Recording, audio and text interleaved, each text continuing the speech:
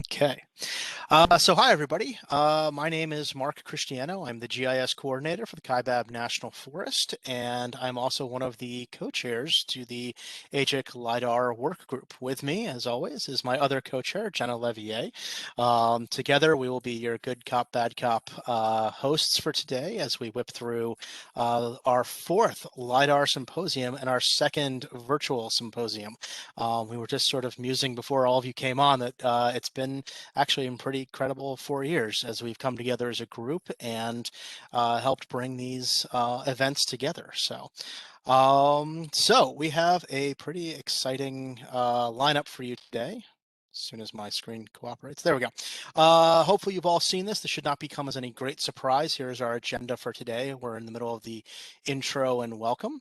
After this, Drew Decker, Arizona's National Map Liaison from USGS, will be presenting on the program and the partnerships and sort of a what's new with the 3DEP program. Then we'll take a quick break for about 5 minutes, and then we'll roll into our main event of presentations. We have a number of people lined up. Ben Hickson, Senior GIS Analyst for PEMA Association of Governments. Jackie Watkins from Cochise County, Director of Engineering and Natural Resources, will tell us about her LiDAR journey. Brian Fisher from the Central Arizona Project Surveyors will talk about control in Central Arizona's Aqueduct LiDAR collection. And then finally, we bring Ben back. We torture Ben a lot today, so he's very graciously decided to present a lot today. I think we owe Ben Beater. And he will then do the pursuit of LiDAR, establishing partnerships and developing the BA application. Now, his second presentation is going to be a little different. It actually is setting up our panel discussion of all the people who were involved, not all of them, a small subset of all the people in the Pima County project. But we thought to add context to the panel discussion, Ben would do a quick summary of sort of what happened during that project. So that's Ben. Then we'll take another break. And then we'll have our always popular panel discussion. A number of you have written in with questions already, but we also encourage people during the panel discussion at the right times to jump in with your own questions that can come organically. And then finally, the wrap up and closing. Now, as a surprise for all of you, we have had some very gracious people step up with some gift cards. So Atlantic, Sanborn, and Quantum Spatial have all donated gift cards. And so to encourage your attention and your participation today, we'll be doing quizzes. So at the end of the first break, we will do 3 questions. The first person to put the right answer in the chat that Jenna sees will get the gift card. We're going to do 3 questions at the first break, 3 questions at the end of the second break, and then just to change it up at the end of the wrap up and closing, we'll do 2 more questions, but then we have the wheel of names. And if you are registered for today, then we will spin the wheel of names. And if you are present and your name and registered for the event, you have a chance of winning the final gift card. So again, thank you to our sponsors, Quantum Spatial, Sanborn, and Atlantic. We're incredibly generous in helping making today happen. Okay, so where are we? Where are we going? Let's talk about that for a quick sec. I always like to do the state of LiDAR thing. I ran some numbers with the help of Drew Decker. We have the total acreage in Arizona. Turns out it's 73 million acres-ish. And I found out that based on what's been flown, we're at about 33 million acres, which is pretty spectacular, though oddly enough sounds a little small. So of course we're a mapping community, so we mapped this. This is the BLM's ownership layer. It's nice and colorful and easy for me to grab, and you can see who owns what out there. And then we can lay over top of it what areas have been collected. So that big dark gray mass is the areas that we have covered with LiDAR in the state of Arizona. And just to kind of show that again, this is the 73 million acres, and then that's the 33 million. So actually, when you see it on the map, it almost looks much bigger, but we've done an amazing job of really filling in the map. Now, Drew was kind enough also to send me some older screenshots of where we were just a few years ago. So on the left-hand side, we have where we were in January of 2018. You can see not a lot of the map is filled in. And then in 2019, we brought in some other major projects, some Forest Service projects and others. And then just to bring it back to see it, you can see just how much more we filled in since 2019. We filled in a lot of the map, and that's great.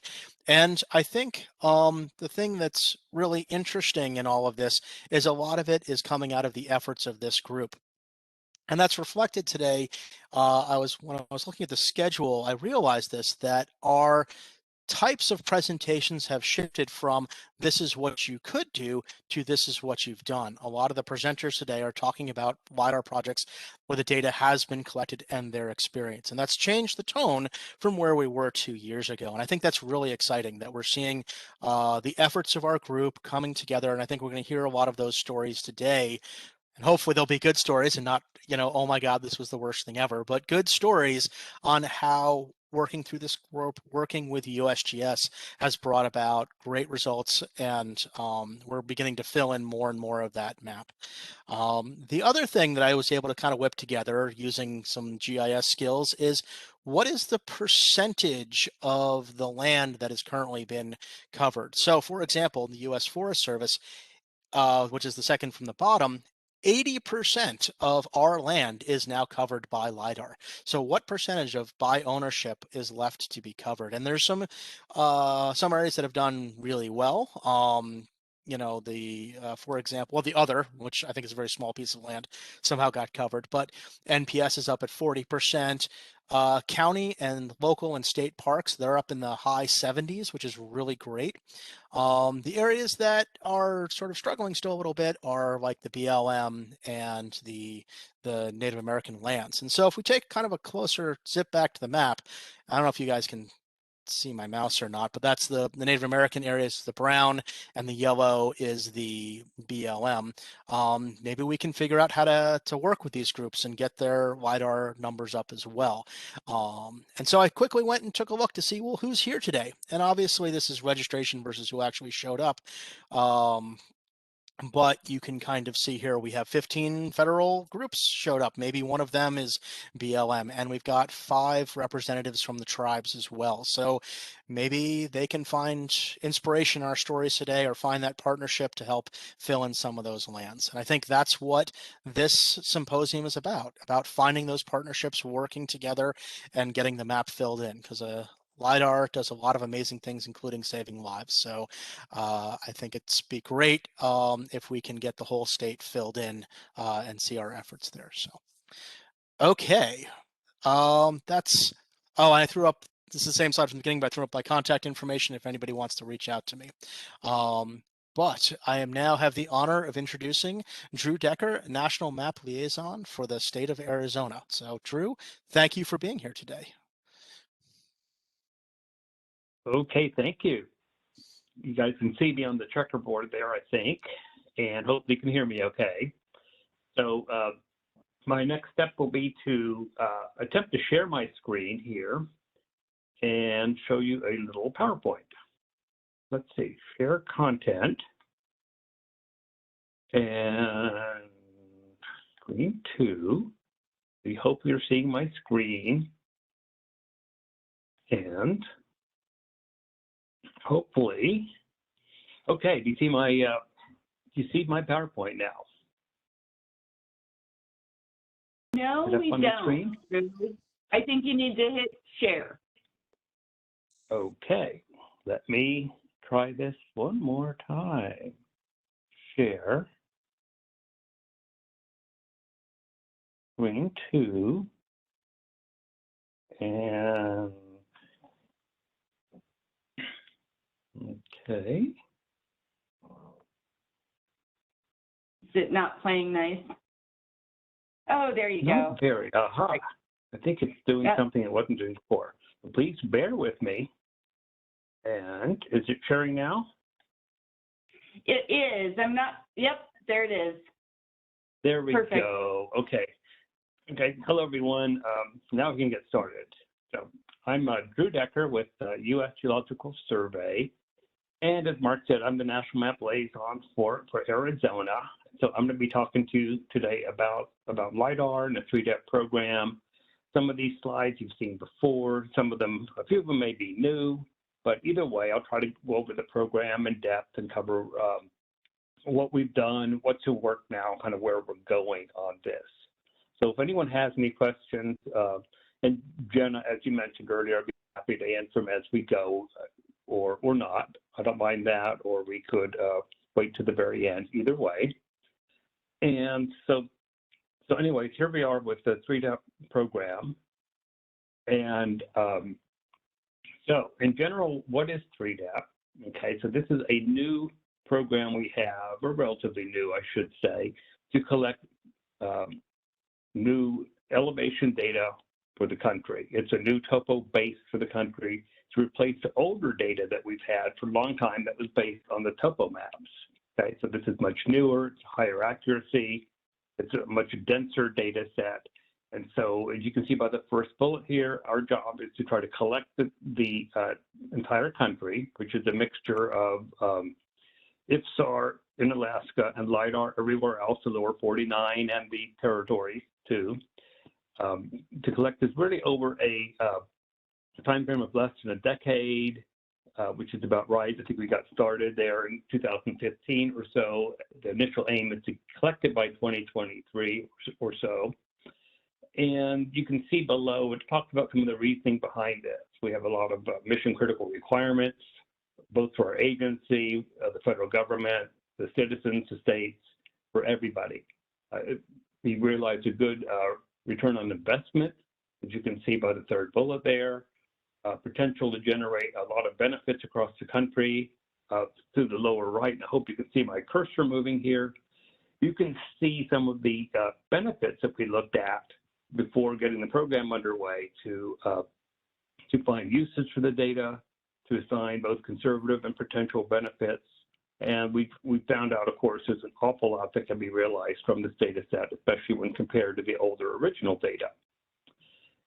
Continuing down here, we're going to work with private mapping firms with the geospatial mapping and contracts, mapping and services contracts. And as you can see, we also get cost efficiencies in working with the groups and working on large projects.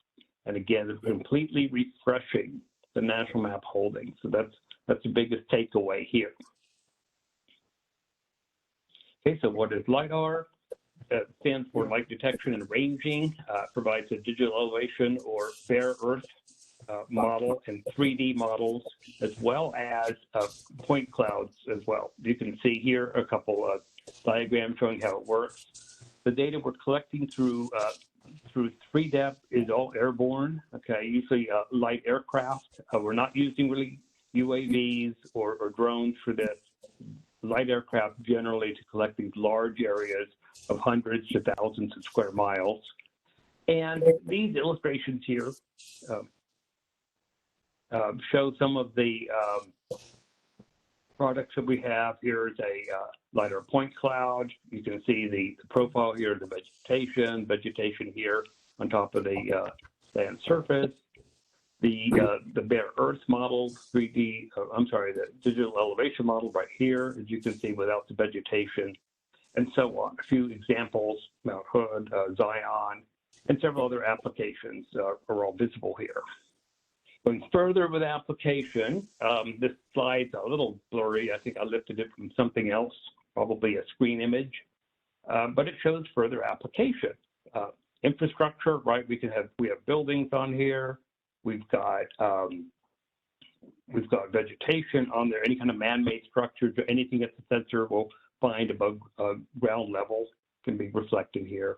So infrastructure, of course, is one of these applications. Seismic hazards.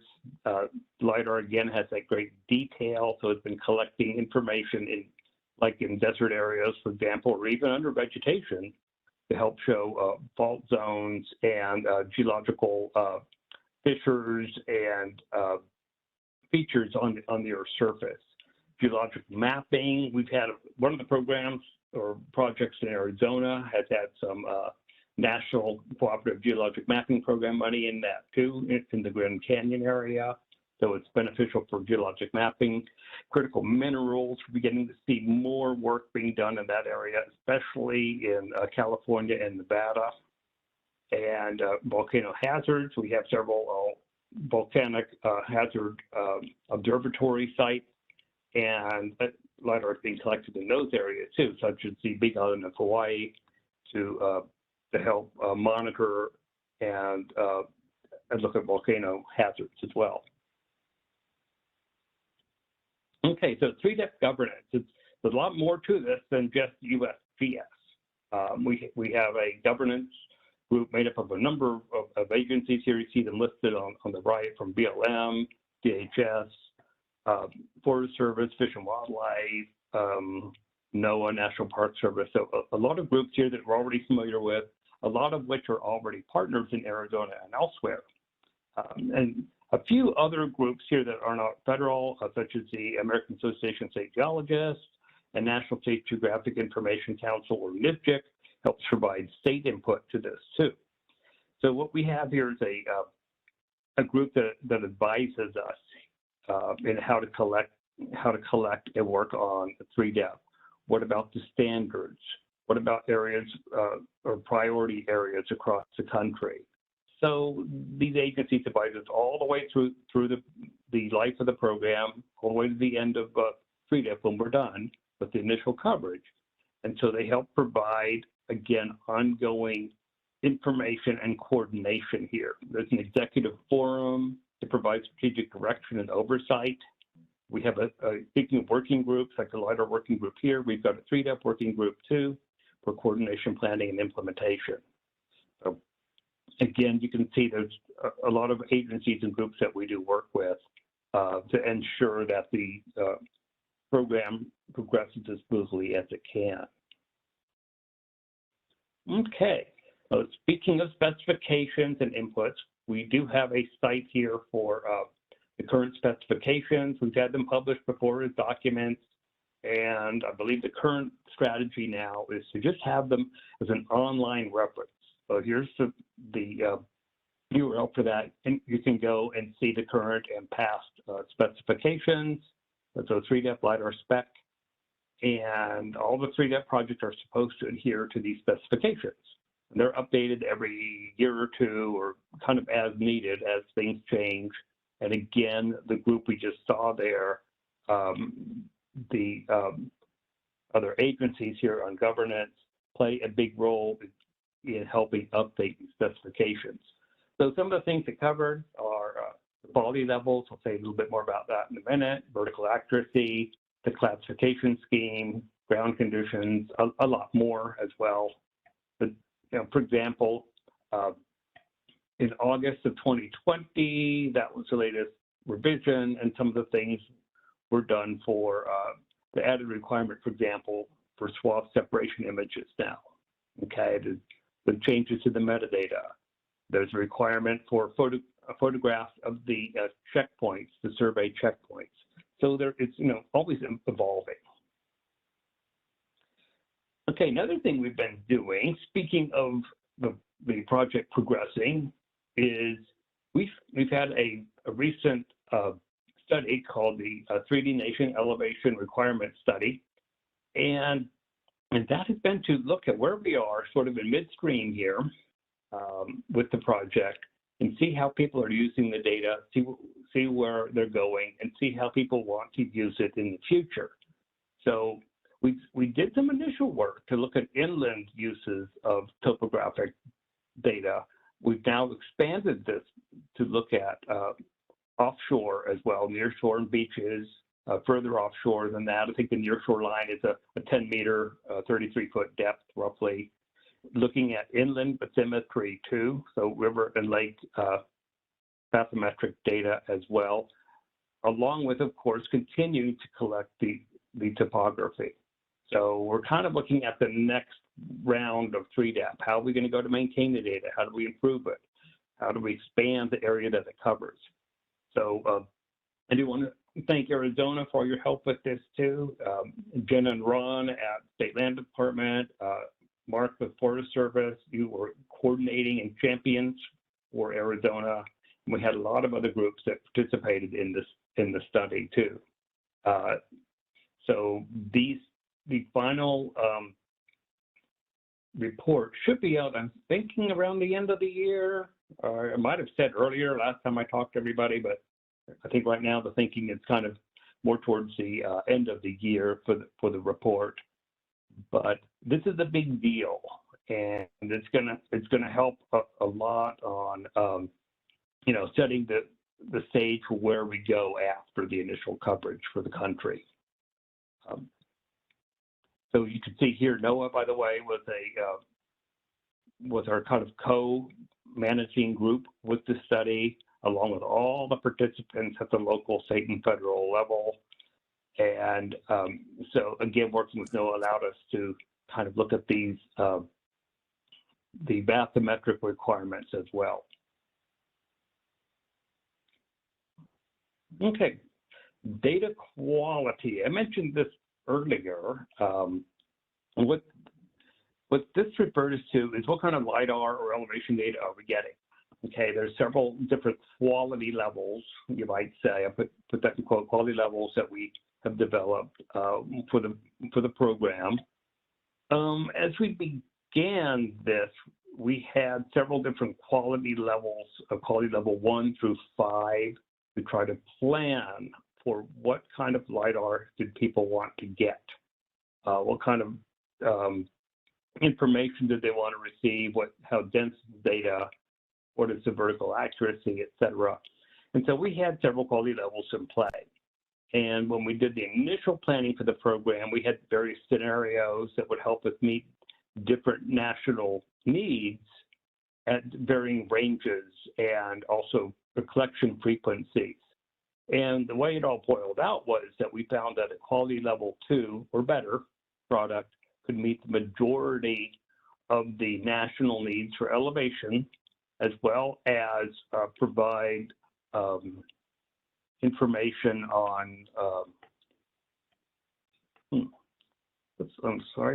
provide adequate information on landforms. So quality level 2 begins with at least 2 points per square meter, okay, which is good for a 1 meter DEM. Nominal pulse spacing is about 0.7. Those 2 points within the meter are about that far apart. Vertical accuracy is 10 centimeters. And so that or better. We have QL2, we have QL1 for for most of our products. Lately we have now added a QL0. QL0 is a product with a tighter vertical accuracy here, 5 centimeters instead of 10. It's at least 8 points per square meter, which is what QL1 is, and or better. And they result in a DEM cell size of at least half a meter, perhaps even smaller, depending on what's collected. So this is important to know. This tells you kind of the basic products we're going to be getting with 3DEP. And so again, quality level 2 or better. Up in Alaska, we're collecting IFSAR, which is a 5 meter product. And so you can see here, it's a bit further down in terms of accuracy and such. However, it's much better than what they had up there. So much of Alaska never really had very good elevation data, so we're able to bring this into play now. Okay. And by the way, if you have any questions, please let me know. And Jenna, we can do that anytime. So looking further into partnerships and things, we have a couple of tools I want to share with you. And I've brought these up before. I want to cover them again, though. It's always good to cover these. First, we have something called the U.S. Interagency Elevation Inventory. And there's a little screenshot of that here. It's an older one. It doesn't show a whole lot in Arizona. As Mark was showing us a lot more there now. And this is sponsored by NOAA. It's a NOAA site, although it's got inputs from a number of other different groups. We also have something called SeaSketch. It's another NOAA site, but it gets input again from other folks as well. And this is a kind of a partnering site. And I'll have a few slides to show on each of these. We've used them before for Arizona and other areas. And again, they're very useful for not only working on partnerships, but also just obtaining data. This is very handy for finding out what's available, what's coming. It has a lot of information on different projects. And so it's a great resource for data users as well as partners with the program. So now the inventory has recently undergone a revision now, and it's got a different appearance. NOAA worked on it to kind of freshen it after several years. And this is the opening screen you see, U.S. Evaluation of Inventory, and you can search by county or state and all sorts of, well, several different ways to start to zoom in on an area of interest. And the other day I went out there and did a quick look at Arizona. I typed in Arizona, it takes you right here. And you can see the state, you can see a lot of the LiDAR projects here, and then you see different projects on the right. They're able to scroll down, click on these, and get information about each of the projects. What it's showing here are projects that are either done or in work or planned. Okay, we can put all those in there. It's not about having access to the data. It's an inventory, not a repository. So it's got the information on stuff that may be in work or upcoming as well. And you'll notice there are a couple things here that are not showing. The latest projects here in 𝐀𝐆𝐈𝐂 and PEMA and elsewhere are not showing yet. They should be showing up soon. So I went in there and updated this in April. What I do as a liaison, all the liaisons do this. We'll make some edits to this, send them on in to NOAA, and then this is updated. I don't think the latest ones are quite there, okay? And it's updated every spring and fall. I don't add in the new projects. That's being done really by a different group. So we're kind of dependent on them, but I'll keep an eye out there. I do want to see these other projects coming into play of the inventory. Okay. So again, people can click on information for any given project. So I clicked on one here and captured this. Here's 𝐀𝐫𝐢𝐳𝐸 National Forest. It includes really the joint effort by the National Forest itself. I think Forefry had some money in there from U.S. From Forest Service, as well as 𝐀𝐫𝐢𝐳𝐸 County. And so this is a project, it's done, and you click on it here, it highlights, it shows the entry for the project. You're able to click on further details here, and what this is doing, it's showing some of the variables that are in the spreadsheet that we use to update the inventory. Okay, so it's got data access. You can click on these links and go download the data. Example, it's got the collection date here. It's got the status. Is it complete? Is it planned? Is it at work? And for more information, it always has a group or a place to go for more info. Quality level, does it meet 3-depth standards? Yes, it does. It says expected to meet, but that means yes, it does. Let's see, reason does or does not meet 3-depth, quality level 2 or better. Remember the chart I showed, it's got to be level 2. And this is level, I believe this is 201 here. So it certainly meets it. And it's et cetera. There's several more things here. You could scroll down further on the form, but you get the picture. It gives you information on the project and steers you towards a place to go to either download the data or get more information about it. Okay.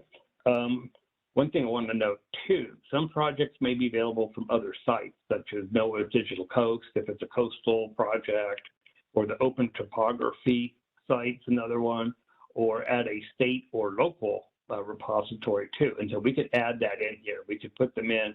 You could have data access from one or more different sites as well. Okay. And so let's look at the 𝐀𝐫𝐲 site here. This is a site that we use to help build partnerships. It's not to go get the data, okay? It's not to find out about past projects. It's about finding interest on future projects. So I did a little screen capture here the other day, and the way the site works is it shows, it's got a federal bent to it. It lists a lot of the federal agencies here, BLM, FEMA, NRCS, NOAA, et cetera. And you can click them on and off. They each have a color, usually, that represents that agency's areas of interest. There's one here for state and local input as well. It's It's kind of an orangey color. It's not showing up real well, but there's several here in the southern and southwest parts or southeast parts of the state. And you can turn these on and off as you go. So,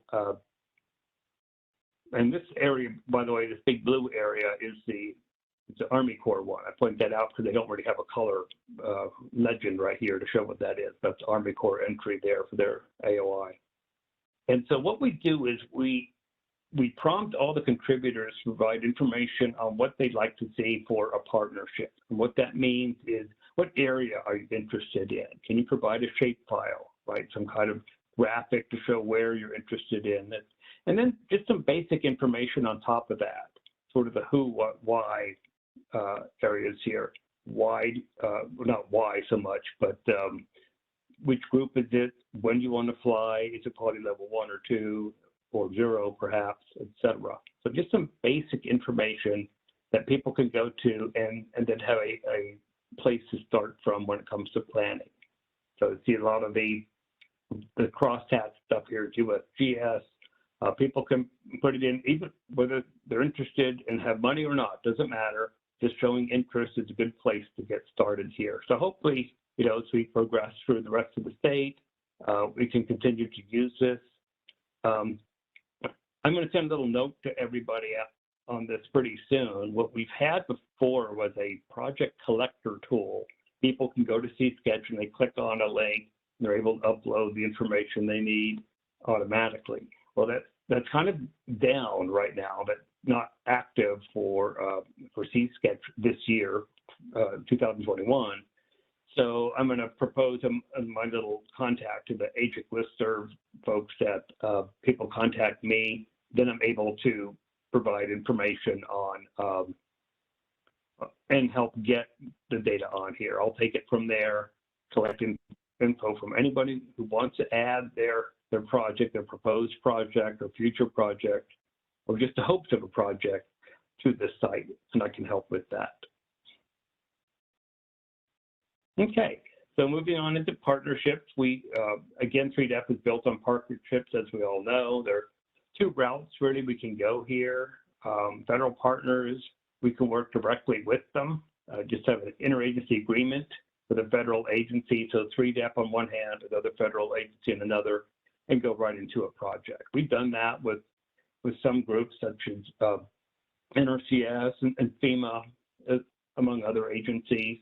But a lot of our partnerships really comes from something called the BAA. Well, I think we'll talk a little bit more about that later today, the broad agency announcement.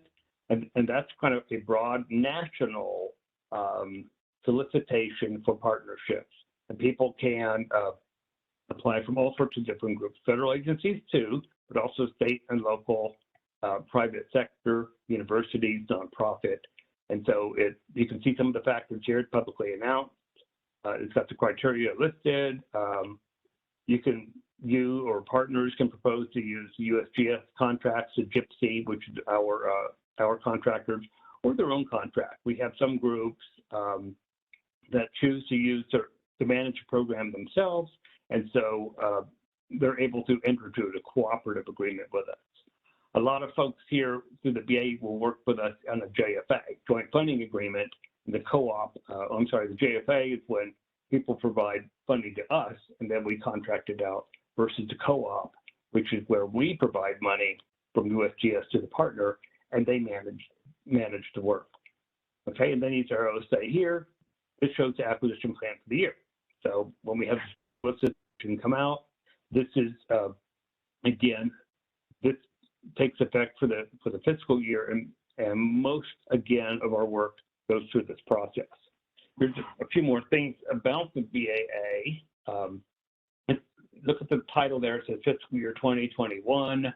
It's just BAA. That the 2 years kind of means it's posted in fiscal year 20, but it really applies to awards apply to fiscal year 21, and that's what we're in right now. There's a link to this. It varies by the year. So the current one right now, fiscal year 21, released in September of 2020. And I mean, it's open to the fiscal year, almost the whole fiscal, maybe not quite. And we start a first review of proposals begins usually in November. For this particular year, it was last year, November 13th, and that'll vary a little bit. We have a couple other links that are used, by the way, for the co-op applicants. People who work with us through GIPSY do not use these routes here. We will have a public webinar too. It's usually around August, about the time that the BAA will be posted. So hopefully sometime in August or so, in 2021, we will have a public webinar for the upcoming year's BAA. We always post a presentation at the bottom of the BAA page. And last year's video and FAQs are indeed at the bottom of the fiscal year 21 BAA. So we also have besides asking me, which you're welcome to do anytime, questions can go to this email address here, which goes to the program. This goes to the 3DEP team, really, and they can answer the question, or they may bring in liaisons such as myself to help with any answers.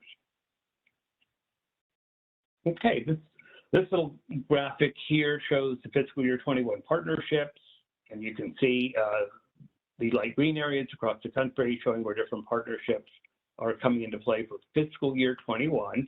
And we see a lot of activity right here in Arizona. There's several projects here. We have PEMA, we've got 𝐀𝐫𝐈𝐂. There's a small project, a smaller project for NRCS here, and another one for FEMA up here in Mohave County. We'll have more details on that in just a second. So and you can see then kind of what's going on in the rest of the country as well. Okay.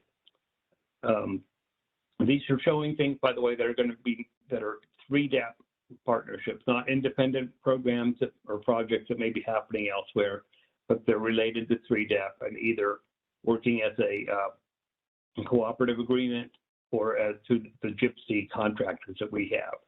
Here's this area in the valley here in California. That's an example of a co-op, for example. So, okay, and again, the IFSAR up here in Alaska, and existing LiDAR from past work is shown in the darker green. Okay, oops. I'll come back to that like in a little bit. Let me jump into this part here. This is the map you've seen before, okay? You've seen this, that shows the status of LiDAR in Arizona. And I've shown this in many meetings before. The green areas show data that have already been developed, okay? The yellow areas or tan areas are for work that's in progress, and the rose color here is for work that is to be acquired, okay? And now there are most of this is 3DEP data. There are a few data sets in here that are not 3DEP per se, but they are available, at least to a degree, so I show them in here too, okay? For example, we've got some of the Miriam Goldwater areas here in green, and so they're available, though not through us. And so again, the green is stuff that we've done over the last several years. A lot of the green areas here along the Mexico border are spillover from very large projects in New Mexico that then moved a bit into Arizona. Very welcome to have that extra coverage from the New Mexico projects. Looking at some of these in a little more detail, several projects in work. We have one here for the Grand Canyon area with National Park Service and our geological mapping group over here. There's been some delays in that due to needing to collect certain field data, so still working through that. Got a project here with the Aubrey Cherry watersheds for NRCS. Those are getting closer to being done, probably in the fall. Very large project here in Maricopa, Pinal County. This is progressing well too. Had the pilot delivered a few months ago. The data are also expected to come out probably in the fall, later fall, maybe by the end of November. We also have, let's see, Cochise County here. This is a complex project that's getting closer to being done. Should be done by end of July or so, which is the remainder of Cochise County. Some of Santa Cruz here that we funded with a little extra hazards funding, actually, and as well as NRCS input here for one of their watersheds. So this is coming, they're all coming along well. This should be out again, probably by end of July or so. And here's a small project here, Lower 𝐀𝐫𝐈𝐂 watershed. This is being done by Bureau of Reclamation, and it is about done now, I believe. I think there's going to be a call soon to discuss it. And one thing I'll try to do is have that brought into 3DAT. We have a process whereby we can bring in contributed data. Okay. So, and now we have the rose colored areas here. We have Yavapai County, okay, the remainder of Yavapai, and that's one of the DAA projects from fiscal year 21. So we're getting that ready to collect soon. Part of this will include some Forest Service areas here, a little gap area. So they'll be collected as part of one project. But the Forest Service area is kind of a little small to collect on its own, so it'll be tied to this work. The Pima County project, and I'm sure Ben will have more to say on this later on, covering some 9,200 square miles here. And it's got some of NRCS addition here on the corner, one of their watersheds as well. And so that's the second of the BAA projects. We also have another one, I believe it says it's roots in a BAA2 for NRCS. This is NRCS had two areas or watersheds in mind. We could move one as part of Pima, the other one will be an independent project, and that's taking form right now as they're working on that too. And then we have another project here, kind of a little later to the game, is one that we're doing for FEMA Region 9. And this here is Mohave County. It also is going to include, by the way, probably these scripts and these corridors along the Colorado River. I just didn't have a shape file for that, so I can't show it. But it's going to be a little bit bigger probably and have these other areas added to that. So we're going to try to get these all underway as soon as we can. And it varies by each area in terms of we have the funding in place, which vendors are we working with, what are the schedules for this, and going through a number of steps. So it'll be several weeks to 2 more weeks if needed. We have some communications too that we need to work on as well. We'd hope to get everything underway certainly by early July at the latest among these areas here. Okay, future BAA announcements. They're going to look a lot like the one we have here. I wanted to point out, though, that we will have more in the future because part of my presentation here is to talk about where we're going with this and continuing the good work we've been doing here in the state. We have documents for the future BAA work. This will be fiscal year 21, 22, okay? It'll show up this fiscal year. The funding will be applied next fiscal year. It'll anticipated to follow the model of the previous BAA's budget, depending, of course. Release should be in late summer with first review proposal sometime in the fall. We hope to have the public webinar, which I mentioned before. We anticipate having that hopefully in August, but not far from there. It's just not in August per se. Current BAA remains open until June 30th for receipt of proposals. I used to say that it was open all year round, fiscal year round. Maybe not quite. I don't know what happened if you send in a proposal after that. But again, we generally will be able to accept proposals at least until we start getting towards the end of the fiscal year budget cycle here. And of course, I'm happy to work with anybody on any ideas for partnerships or future projects and discuss that with you. How am I doing on time here? I've been talking a lot, but hopefully got maybe another 5 to 10 minutes or so should do it. Accessing data, I want to always bring this up. Here's a link, and I have a little links page at the end. This is where people go to get the data and to get information about it.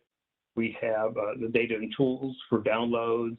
We have LiDAR Explorer, which is a new site. It's almost brand new, allowing people to get information by project and view things online. We have service endpoints too, some map services. You can use those in GIS to get information on the different projects. Okay, so this is a good starting point for getting the data itself. The LiDAR Explorer project here is it's a new site, like I said. I borrowed this slide from somebody who's using it for a Colorado example, but it allows people to kind of search, discover, and visualize the data and the DEM products too. So you can search for LiDAR, the DEM itself, because a lot of people just want the DEM and not the point clouds. And so this is kind of a new site, which I have not used a whole lot, but I have a link to it at the end. Encourage people to go look at that as well. Products. There are a number of products that we produce here. There's an awful lot, and I won't go into every one of them, but some of these are probably pretty familiar to everybody. We have, for example, the 1 meter data set that we have, 1 meter DEMs. We try to keep them seamless within a project. They're not seamless across the country so far. That's something we're looking at. But this is a pretty standard deliverable, the 1 meter bare earth DEM. You can see the IFSAR here. We have some other data sets too. This is the older data. You may have heard of NED, National Elevation Data Set. This is the old data from that, which was a lot of this is based on the old topo maps. However, we are updating some of this, such as the 1/3 arcsecond, the 10 meter DEM, based on LiDAR. Okay, so we use that for a number of things, such as generating contour lines. So it is being updated from the LiDAR. Source data is where we post all the original data. The LiDAR point clouds are out there. Source DEMs are there too. Source meaning they may not be the exact 1 meter tile the way we do with seamless. That may be a different resolution. It may be in a different projection, okay, as requested by the partner. And then we have a couple other products here that are tied to the Alaska data. Okay, other things that we have here are a collection of NGP videos. I wanted to bring that to your attention too, because some of these are now focusing on LiDAR and how to use it. And we've got over 40 videos out there in various national map topics. But we have a new series of lessons on using LiDAR data in different software environments, such as ArcGIS Pro, National or Global Mapper, LP360, okay, several of those in each. So just something to keep in mind. So here are a few stills taken from there, information on the different products, how you might use it to display contour lines, etc. So we're making more and more of these videos available. And these are all publicly available right here at this website. Okay, web resources. A lot of these you've seen before. This is a little site. I can share these URLs with folks as need be. And the web pages for 3DEP in general, the broad agency announcement. There's a different one per year. If you go there, you can find information on the previous year's BAAs too. The C-Sketch site, we already talked about that a little bit. The inventory, okay, this is some background information, the spec, and LiDAR Explorer too. So this kind of gives you some information again, you can go back to look at any time. And I think, and how's my time here? Okay, I think that is about it. And here's my contact info. Whoops. There we go. Contact info, email address, and cell phone. We're working from home now, so cell phone is the best way to get a hold of me to chat. So thank you very much, and ready to take any questions you may have. Cool. Thank you so much, Drew. That was a great presentation with a lot of great new links at the end that I actually hadn't seen before. So those are really good. There were no questions specifically in the chat, but a couple of people asking for URLs. And I know Ben was kind enough to post one of them. I see Jenna put up another one as well. And we will be making, Drew, of course, with your permission, your presentation available to everybody, because I think you had a lot of great links in there. For time, I think we're going to roll on, but Drew is part of the panel session at the end. So you're also welcome to ask Drew some questions there. So, okay. So, we actually are scheduled for a break now, for a 5-minute break. So why don't we all come back at 2 p.m. And if you're back in your seats at 2 p.m., I'm going to do the first round of contest questions. So be sure to have Google up and ready to search for the answers. So cool. All right, everybody. We'll see you back in 5. Thanks. How's my audio for you? Sounds really good. Cool.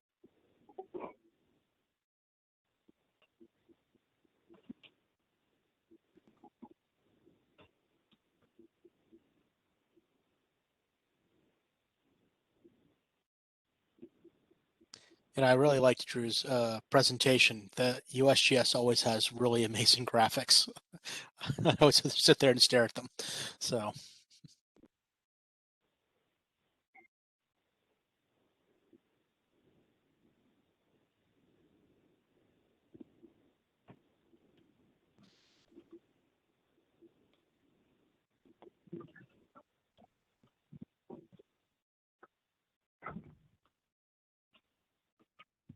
I'll try not to like rip through my presentation here, but I can make up time too. not a super involved set of slides. Okay. Cool. All right, it is 2 o'clock. Should we start with our questions? What do you think, Jenna? Yeah, I think we should move along. And Ben, there's no worries on time. We kind of built in some buffers, so we're good. Yeah. So. Okay. All righty. So you guys know the rules. It's 2 o'clock. You're welcome to use any resource to find the right answer. You just need to get it into the chat, and Jenna will judge who's first. Okay, so since we just had a USGS person present, we'll go with a USGS question.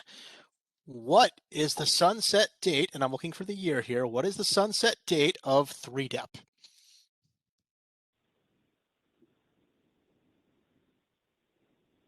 All right, Mark, we have a winner. Ooh. So the correct answer is 2023. Who was that? Andrew, looks like? Is that what I'm saying? Andrew. Congratulations, Yep. Andrew. We will be passing along your name to one of the LiDAR companies, and they will send you your card. Okay, second question. And this is, we're looking for the answer in miles. How long is New Zealand's 90-mile beach? Doesn't just... I think that'll take an extra minute. Well, no one's close yet from what I'm seeing, so. Right? Oh. I think I see an answer. Yes, Mr. Blake is from what I'm seeing. So. Faith, I'm sorry, even though you were in there, we asked for the answer in miles. However, you are correct in kilometers. So, but it is 55 miles. So congratulations, Keith. And now our final question for this round, which I did not know the answer to this one. It was particularly interesting, given that we're measuring things. What is measured in Mickeys? What is measured in Mickeys?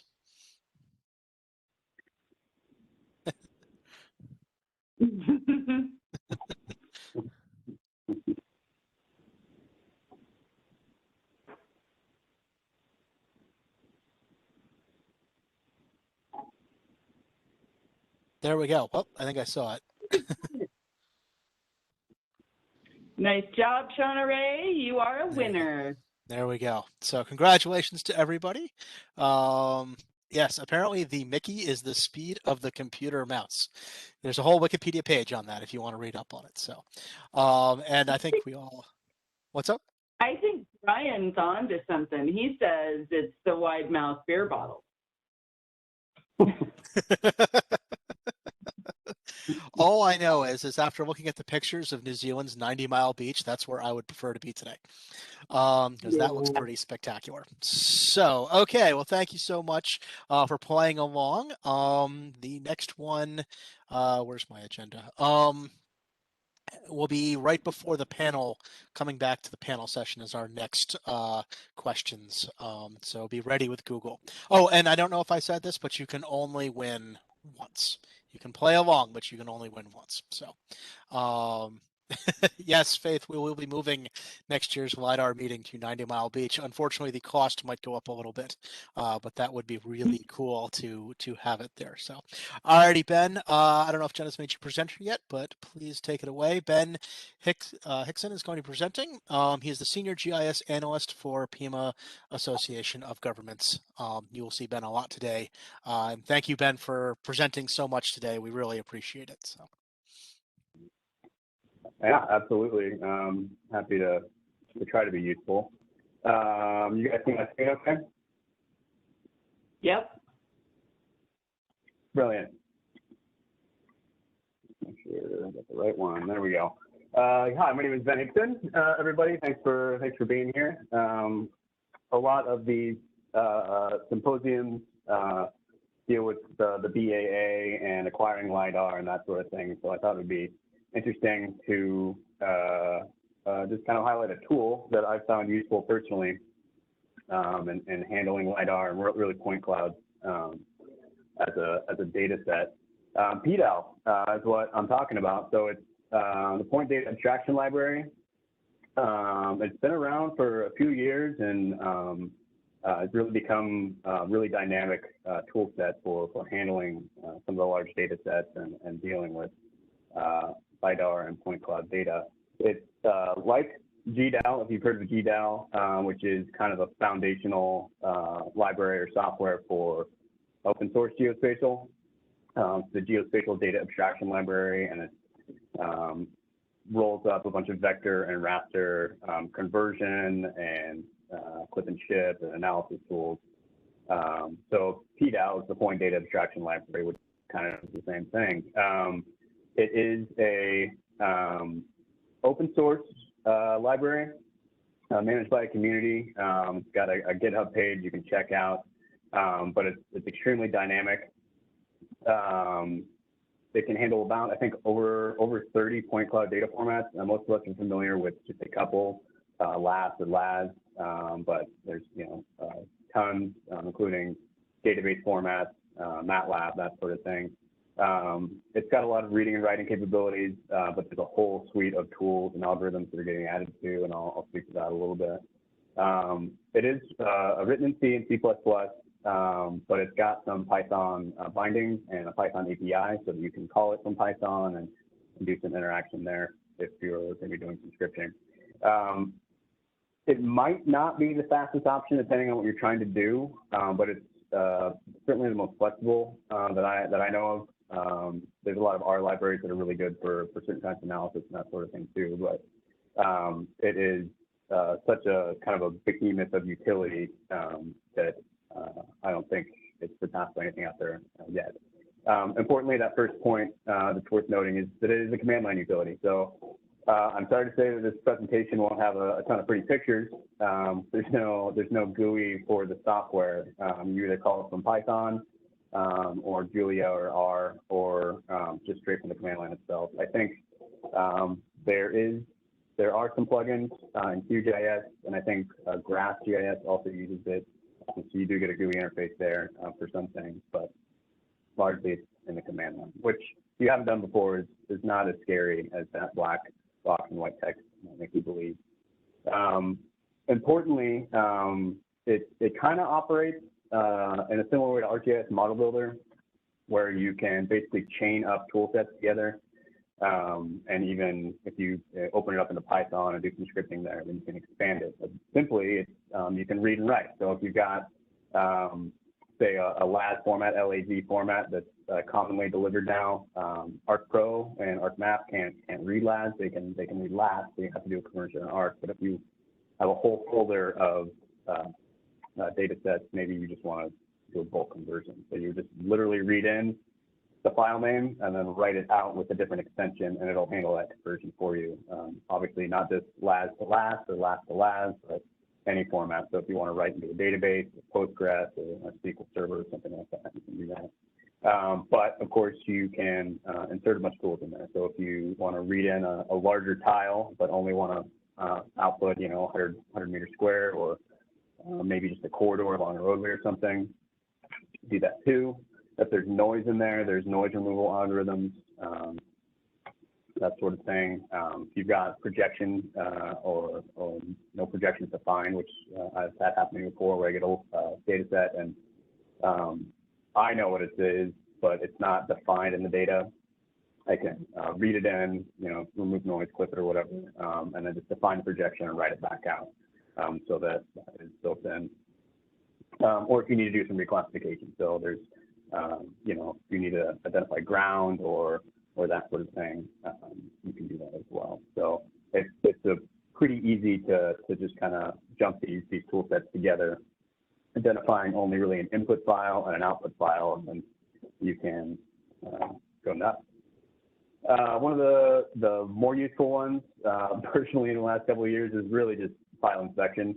If you get a LAS data set, and really there's just not a ton of ways to get that data easily without dropping it into the software and pulling up some properties. You can just run this PDAL, which is calling the software, and then you want information about it, and then you've got your LiDAR file. And it'll return a bunch of these basically attributes about that file and the contents there and the dimensions and that sort of thing. So the extent of the file, where it is exactly, the horizontal and vertical coordinate system, the units, which will be tied to the coordinate system, but it's also useful if you're just pulling out point data that's 2,000 something in some direction. Nice to know that's units, meter to feet or whatnot. So that's really handy, especially if you want to kind of zip through a bunch of files and identify where their bounds are and that sort of thing. And the number of points, if you're just looking at point density, and I'll talk about that. So if you run it and you specify this little p parameter out here at the end, the -p and then 0, that's actually saying, give me information about the first point in that data set, how it's indexed. And this is what it'll get back to you. And it's just the JSON format, which is fairly common in web delivery. If you've used ArcGIS servers, query options for any future data sets or map image servers, that sort of thing, a lot of times it will return, or you can specify it to return JSON. So that's kind of what you get here, where it's kind of a dictionary format where you've got a 𝐀𝐫𝐢𝐳𝐬 value, so file size, and that's a byte, and the file name, and that's what the file is called. It might have the full, path specified. So if it's in your Q drive and or your C drive and your documents or something, that might be right. When you called it, the version you're calling it with, and then it'll have this point attribute, like a sub-dictionary point, and then you have all the attributes for each point. So it's important to think about a LiDAR file that way, and I found it to be educational to think of it. Each point is going to have a bunch of attributes to it, and that includes its coordinates. So it's X, Y, and Z, which are down there at the bottom. That's just, it's not unlike a shapefile or something like that, where you've got the geography or geometry is intrinsic to it, and you've got attributes assigned to it. So you've also, this was a photogrammetric data set. So you've got RGB values through there. So that first one's blue, and those are and 16, I think. So it's not within the 0 to 255 we're familiar with. So that's why they're kind of out of range. The GPS time, when that point was collected or transformed, the intensity of it, and that sort of thing. So you can really just get a lot of quick information about, well, what does this data set actually have, and just do point inspection that way. And then translate option. So translate, if you're familiar with GDAL or GDAL, this is kind of the same idea. So you need to do a format conversion, or you need to do a transformation from one coordinate system to another. That's what the translate, that function is. So you basically call PDAL, give it translate and the input file and the output file, and you can specify there's different flags for options, the coordinate systems in, the coordinate systems out, and that sort of thing. It's all kind of textual, and that can be a little bit intimidating until you start running through, and you're like, oh, it's not all that complicated, and the help files are there as well. So translate is a kind of a utility. They call it an application. I find it confusing, but it's a utility for PDAL to chain things together, or to run that.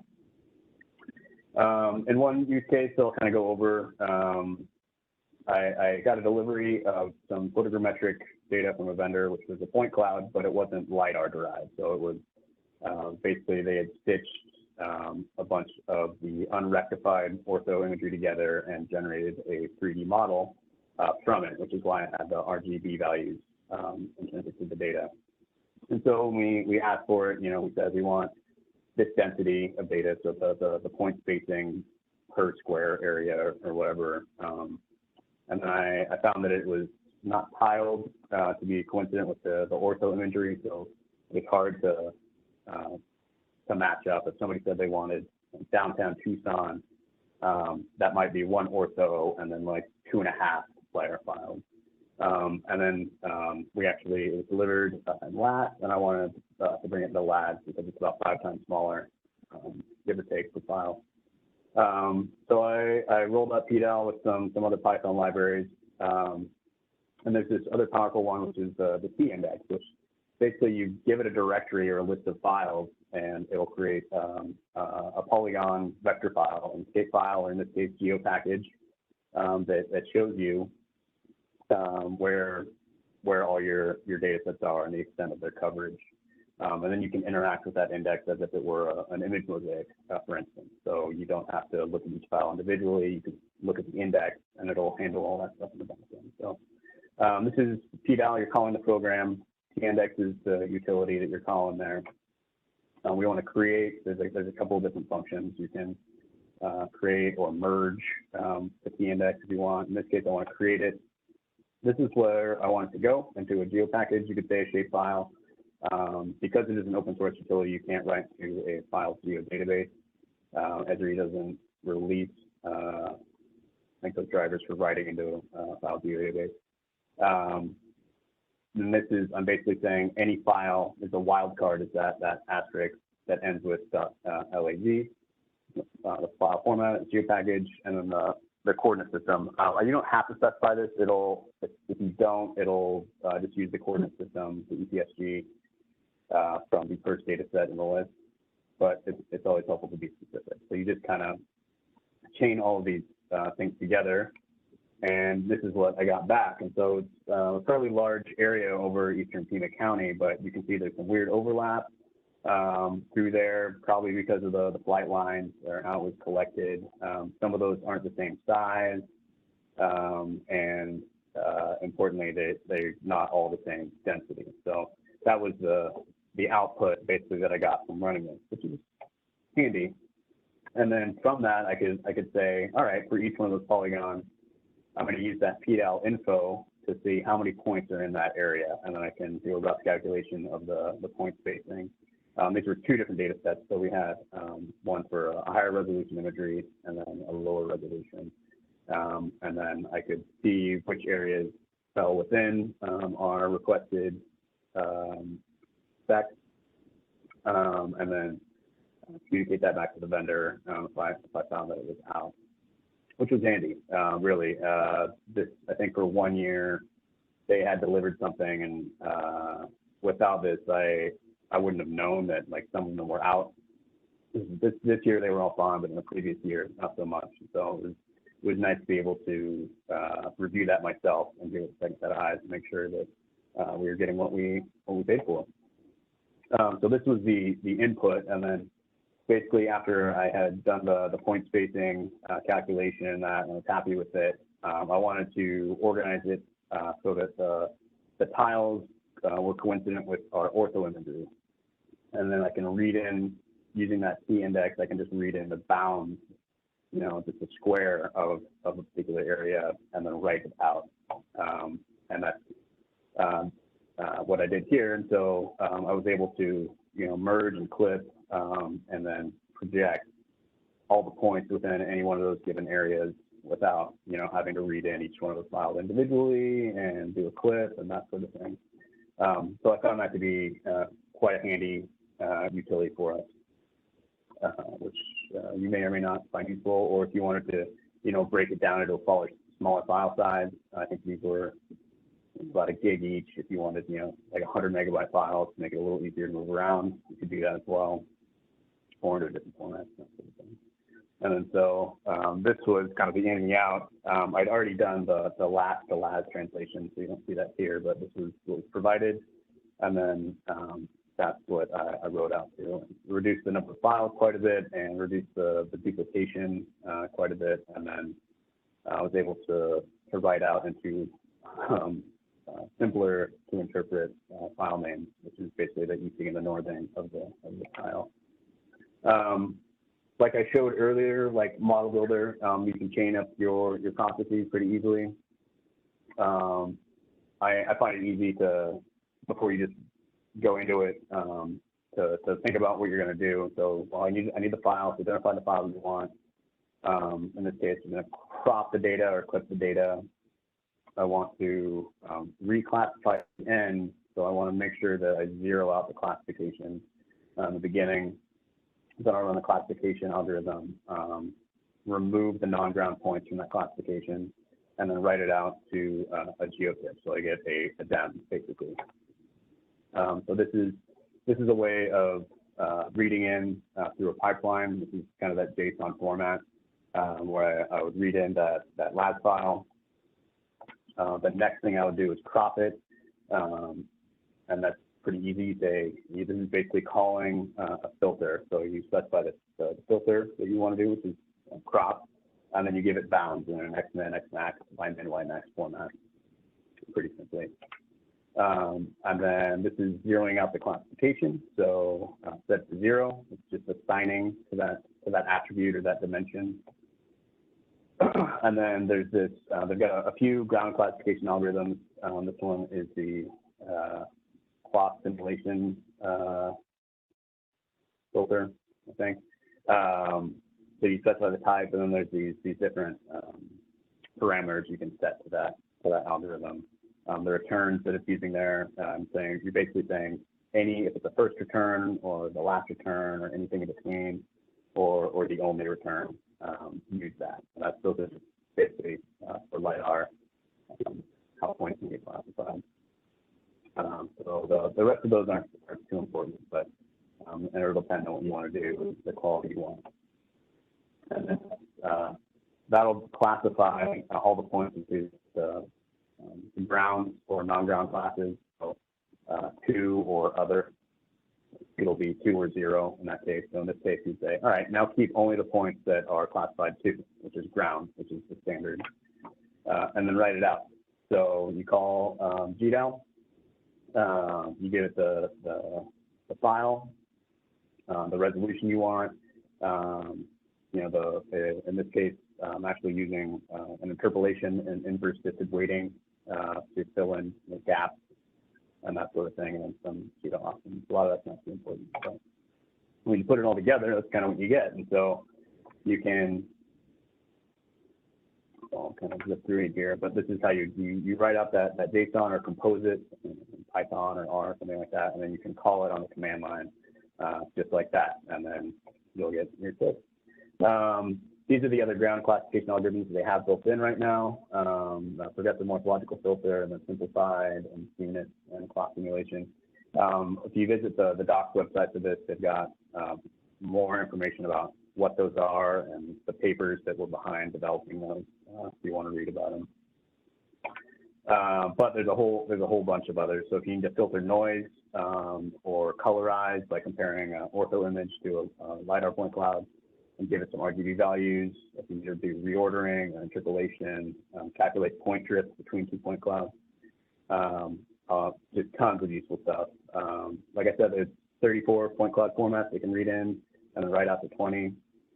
Some of the analysis takes some learning, but it comes with having a pretty powerful piece of software that goes a little deep. Documentation is pretty good. It's open source, so it's dependent on the community for proposing that. But there's also a responsive mailing list that you can subscribe to and ask questions about. That they send out emails pretty fast after people ask questions. So great. And then last week they released they provided a release candidate 1 for version 2.3 that has a whole bunch of information about new commands and enhancements and changes and bug fixes and that sort of thing. So, I encourage anybody to check it out if you need to handle large tile data sets of LiDAR, or if you're just kind of interested in the utility. It's a good one to have out there. There's me and my email address. Feel free to reach out if you'd like, and I will have these slides provided to Jenna if anybody's interested. So that's it. Cool. A lot of information there, but yeah, I would encourage anybody to just check that website out and kind of have a browse around. Great, thank you. Quick question for you. Have you played with R, and do you know like which is a better package to go with? Because I've seen similar functionality in R, and now I'm wondering, well, crap, which road do I go down? I haven't done a lot in R. I know that the R packages are I think probably more targeted for your use cases of edge modeling and field modeling, that sort of thing. I think there's more domain specific tools there.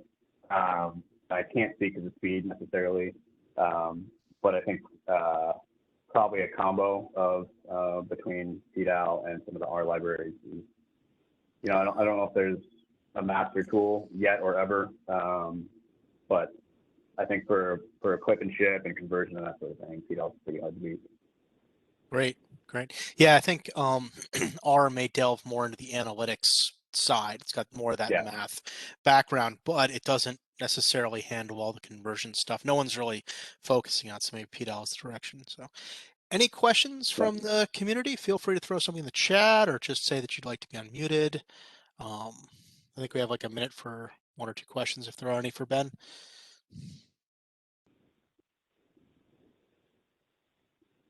Yeah. Okay. The slides will definitely be out there. Yeah. Okay. All righty. Well, thank you, Ben. Again, Ben is also part of the panel session, so you could probably ask a question later on there too if you happen to think of one. If not, we will run on to Jackie.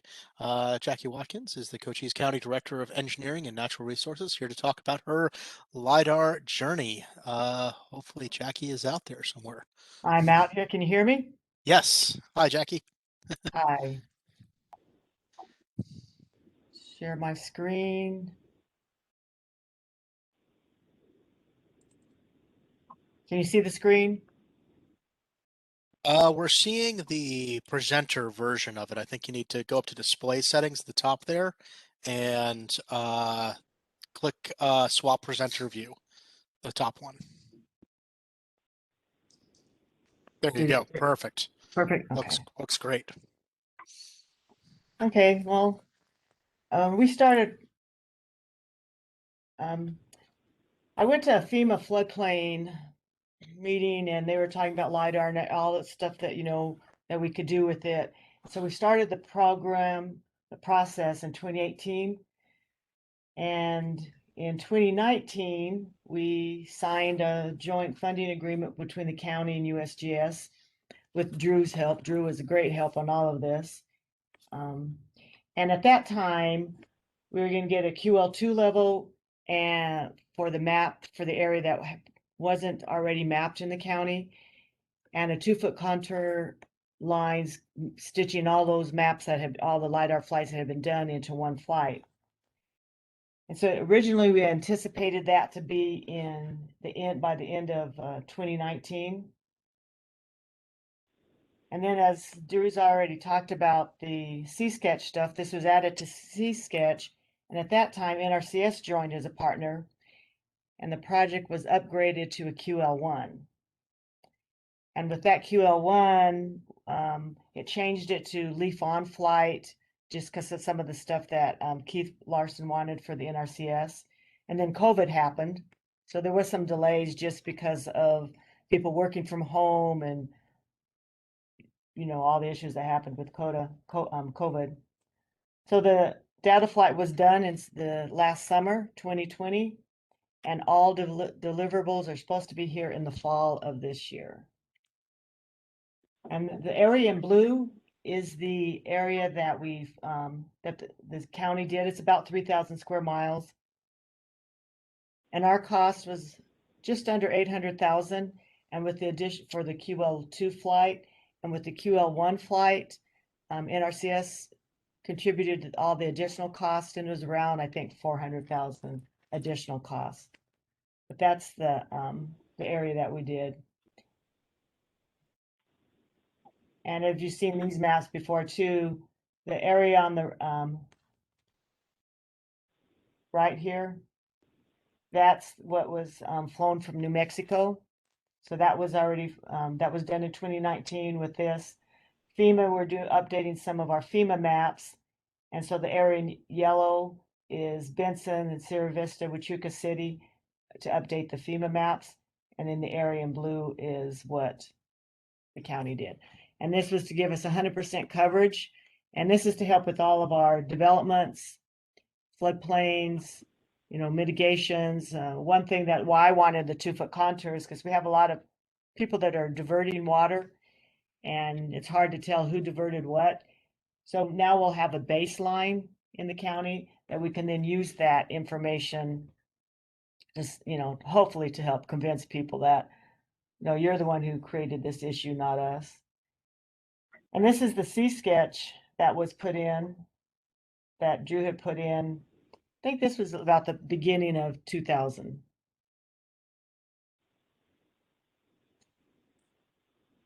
And as part of that, when NRCS did this, just to help save cost and to have the plane only up in the air once, they flew all of these at the same time, or, you know, this is from the same contract. And the stuff in purple here was Cochise County. There's a little bit of area up here in Graham County.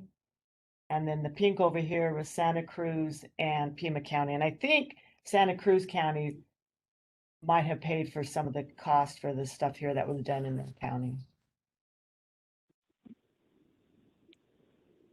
And that's our journey. And it was, you know, with Drew's help, it was pretty much painless effort. And this photo here obviously was not done from last summer since we didn't have any rain. But this is one of the flood events that the LiDAR information that we will get will help us to do better flood studies. That was all I had. Cool. Thank you, Jackie. I think this is a great project that really shows off the coordination, right? Because you were shooting for QL2, but then you were able to partner with NRCS to get to QL1, which I think is just really great. And that was pretty seamless, it sounds like. It just through the USGS process, you guys were able to fuse your funding together. Yes. Drew took care of all the paperwork. I just paid the bill. That is my favorite thing. As a federal employee, we do lots of paperwork. So Yeah. when I get Drew to do the paperwork, it's awesome. So yeah, it was all public funds. So I mean, it delayed us. I mean, it was probably, you know, a year past when I had anticipated originally to get all the data. But I think we're going to get a better quality because with the USGS or with the NRCS stuff, we'll get the vegetation coverage and the classification, which will also help with us for our natural resources and our recharge projects. Yeah, I think we saw that on the Kaibab as well. It takes a little longer to get the data, but with USGS's help, we were able to acquire more area with the additional funds. So, and it sounds like you guys have a very specific application. You're doing some flood mapping and then also the what if water is being diverted, which I know is a really big issue.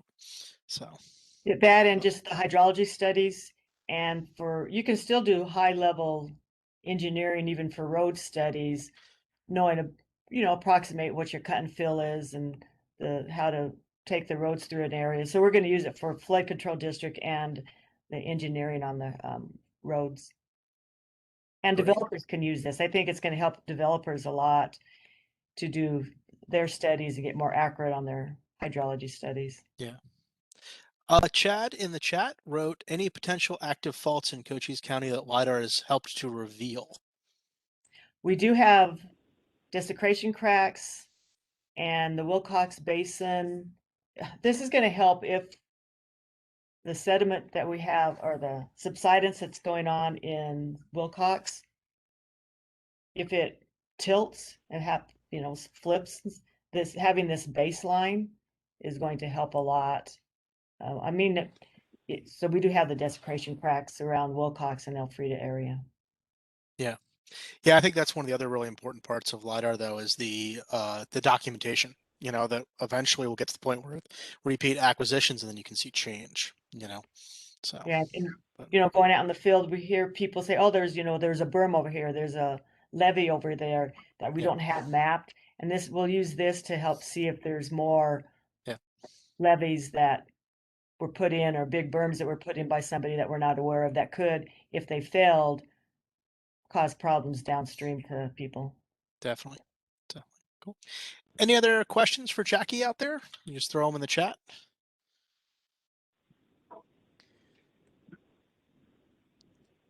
Okay. Cool. Well, thank you so much, Jackie. We really appreciate you presenting your project today. So thank you. Okay. Brian, are you out there? Next up is Brian Fisher from the Central Arizona project. He's a surveyor with them. So hi everyone, can you hear me? Yes, we can, Brian, and your screen is looking good. Okay, great. I'm just gonna dive right in. I'm a little bit different than a lot of the presentations that you've seen so far because I'm a field surveyor, and what we're going to be talking about, I took this presentation from a larger presentation we'd done a while back, talking about like the whole process where we're doing field surveys, all the flight planning, and we got even more into the weeds about the checking the data and that type of thing. But I'm going to kind of focus on this first point right here, just the field survey for this presentation. And it starts with our survey control. So we're much like I think a lot of the type of work that you guys are describing here, we're tying to the National Geodetic Survey National Spatial Reference System control, the national control that is out there.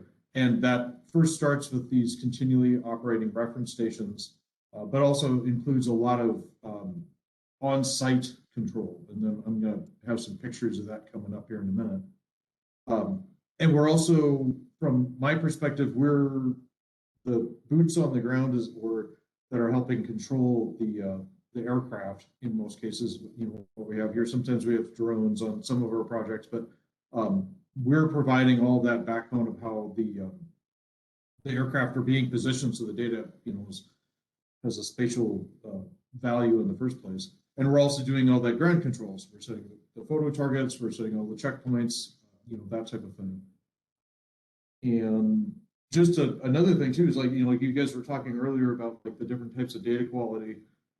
We're definitely getting more into the capital improvement project side. So we are not necessarily using 3D data, but we're using, if I was using your scale, we're kind of QL0, or maybe even I'll make up another one, QL00, because we have really high precision stuff we're doing.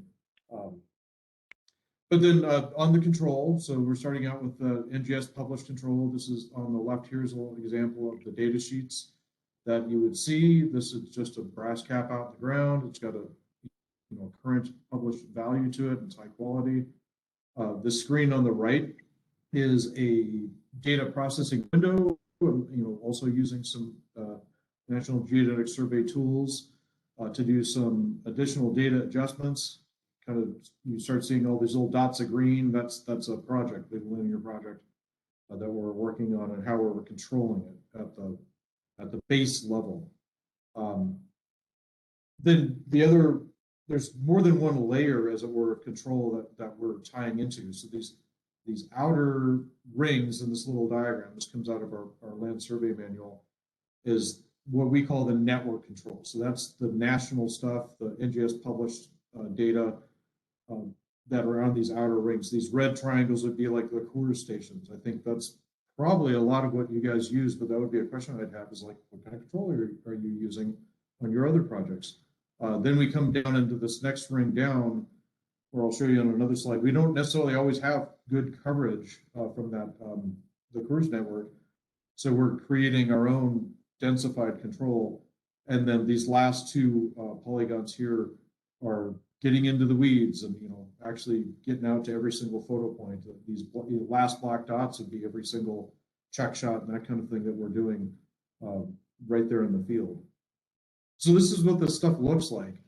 This diagram here, kind of in the middle of the screen, that's a Coors station. So it's bolted to a building. It runs all the time. You don't set it up. You don't tear it down. It just sits there and plugs away, and provides a backbone for all the measurements that you do. And then right next to it here in the upper right, that's a kind of like a hub.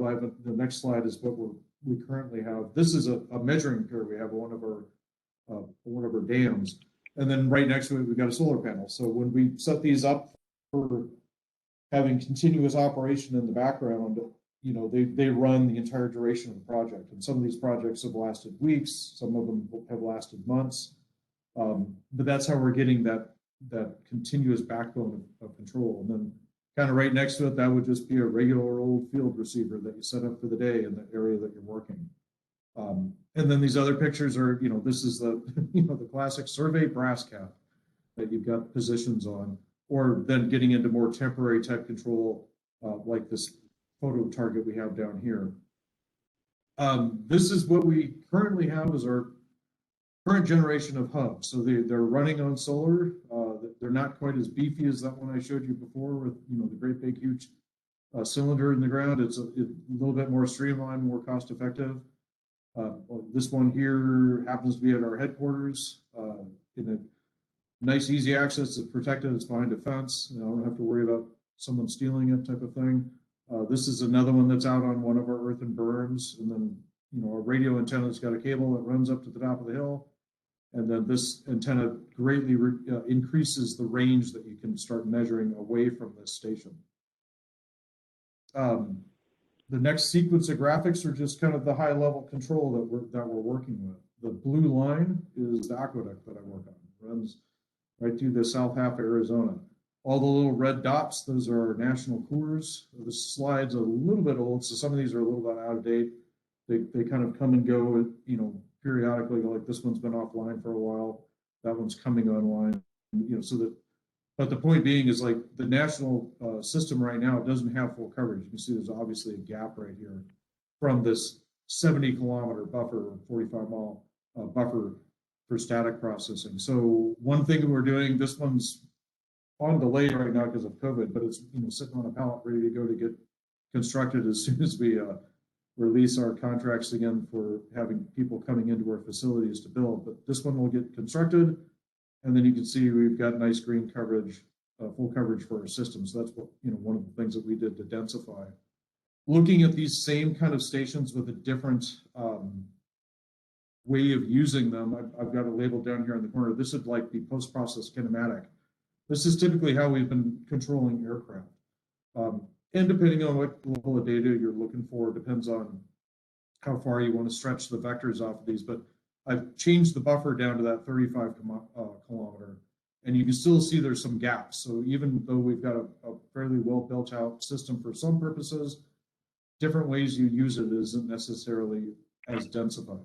So the solution to that is to, not spend tens of thousands of dollars on coolers, but to have other types of monuments that we build out there. And that would be like that pipe sticking out of the ground of the hub with a solar panel sitting next to it. And so those are less expensive to build, and we have more of them. And then just, this is overlaying all that cruise network in the background. So again, we're just showing we've got full coverage in our system.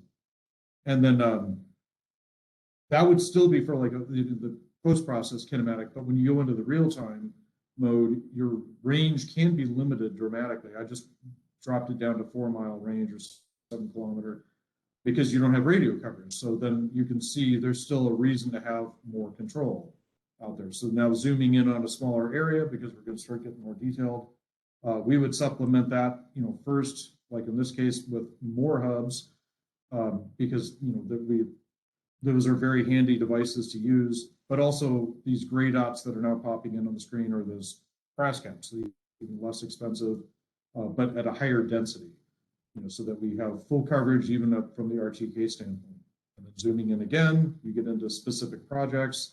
Like this was one project where we did LiDAR across this entire watershed. We had our canals down here. We had a bunch of flooding because this water course changed. But we had to do LiDAR of this whole larger region, if you can see my mouse moving. And then the actual project, when we came back in to build it, it was about an 8-mile long berm. We densified with even tighter control because one of the contractors required that for setting up their equipment. So that was just kind of a quick tour of what we do in the background. Field procedure-wise, I would set up a base to be controlling an aircraft. I've got a roving station, that guy in the middle, out there measuring additional check shots and ground control photo points. And then we always have a backup receiver. So, this would be the minimum complement for a small project. This would be like your handful, square miles type, project. That's the minimum complement of equipment. Data deliverables that we have. We've got the good old classic point file, point number, northern, easting, elevation description, as it were. And also the RINEX data, that's the receiver independent exchange format data that we're using we log on the receivers. The aircraft has a GPS receiver on board as well. And you can post-process this data to position the aircraft while it's in flight.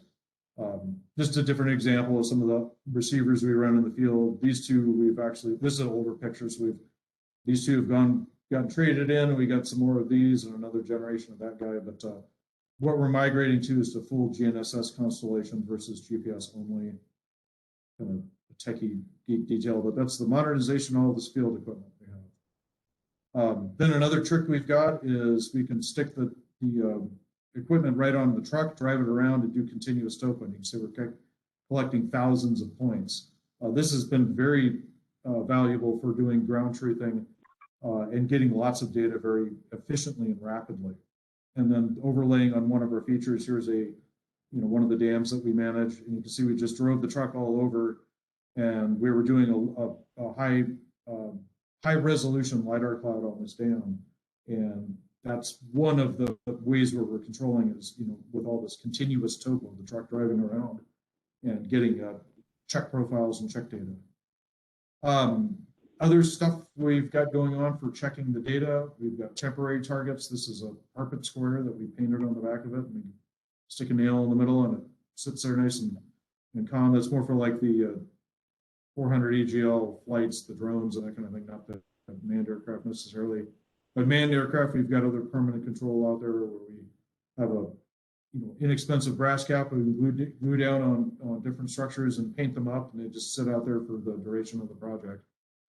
Another close-up of ground control, that's the carpet square. We had a big building remodel here, and I got hundreds of these things that I grabbed so that we had nice quick control we could put down for drone surveys. And kind of my last slide here is just showing the cooperative workflow between survey and the flight crew. This was obviously a drone. He's got the little LiDAR pack on there, underneath.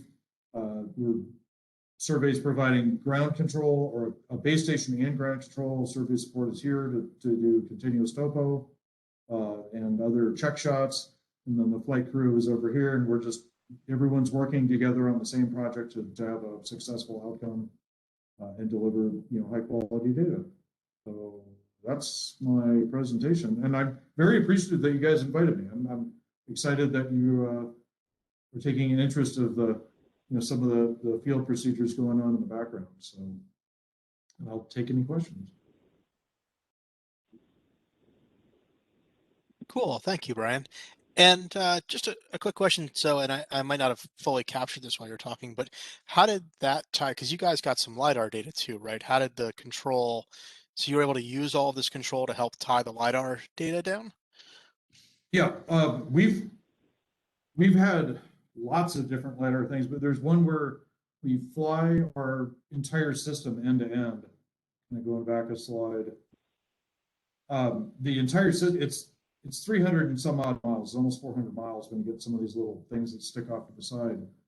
So we've flown this end to end for both orthophotography and LiDAR twice now. And then we've done lots of little individual projects, like I was describing this one project out here where that was a whole hydrology study that we did, and we did a LiDAR. Again, these are, that's why I was kind of joking. These are QL00.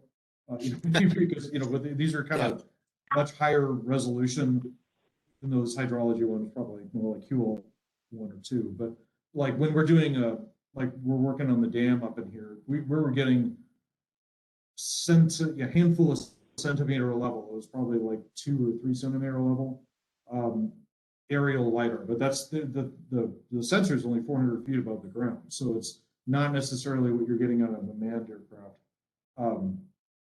But they're for different purposes too.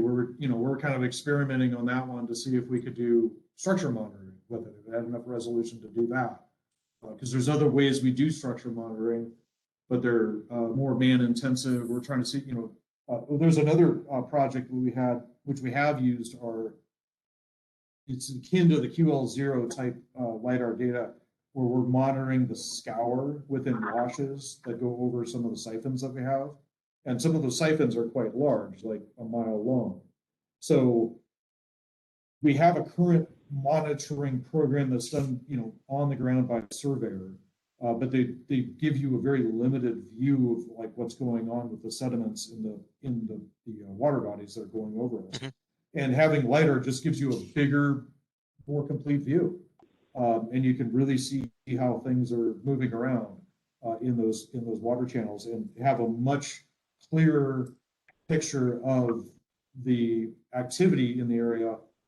And it's actually almost easier to have because the ground survey takes a considerable amount of effort. So if you back your surveyors off to doing ground control versus ground monitoring and bring in a tool like LiDAR, it can open your eyes more and give you a more complete picture and kind of better information through our our quality or more expansive data. So that's definitely another takeaway we've had from the more capital improvement project side of how to use this kind of information. So. Great. So this network is making this possible, and it's saving you guys money, and you're getting a better product at the end of the day, it sounds like. Yeah, absolutely. Yeah. So it's cool. Cool. So there's a couple comments in the chat I just wanted to bring up for you. One's just saying, thank you, Brian. That truck survey is ideal for some of what we do at ADWR, and the data output is really good. Thanks for sharing. And then Chad asked, he also said thank you. How has the LiDAR data compared to the Earth Fissure field mapping by ASLD in fissures near the cap? We have some different subsidence programs, and we're expanding our subsidence studies right now, obviously with drought contingency planning on the horizon, groundwater mining planned to be increased, et cetera. But I personally have not done a lot of fissure monitoring or identifying. So I know we can see some of them. One of the LiDAR data sets we have goes, I think it's 600 or even 1,000 feet either side of the canal. So there's a couple of those down there in the Eloy area, if I remember correctly, that we go over. I mean, we're aware they're there for certain. but we're not necessarily using that as a monitoring tool yet. That's something we haven't tried yet. That particular LiDAR set, I think, was the 8-point per meter. So it was kind of like the QL1 kind of thing. And you can see in general those features, but then even at the 8-point per meter, it gets a little, I mean, they're almost, it depends on the feature.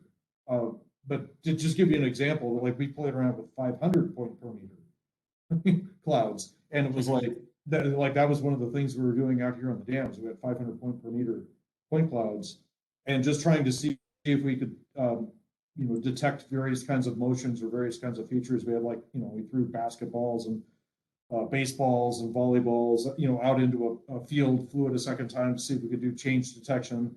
And even at that 500-point per meter, there was a paper in another presentation we had done. It was almost difficult to see stuff that was that small. We could see things that were like a beach ball, that total volume was coming up to close to a cubic meter, as it were. Those, or even like a half cubic meter, you could see that stuff.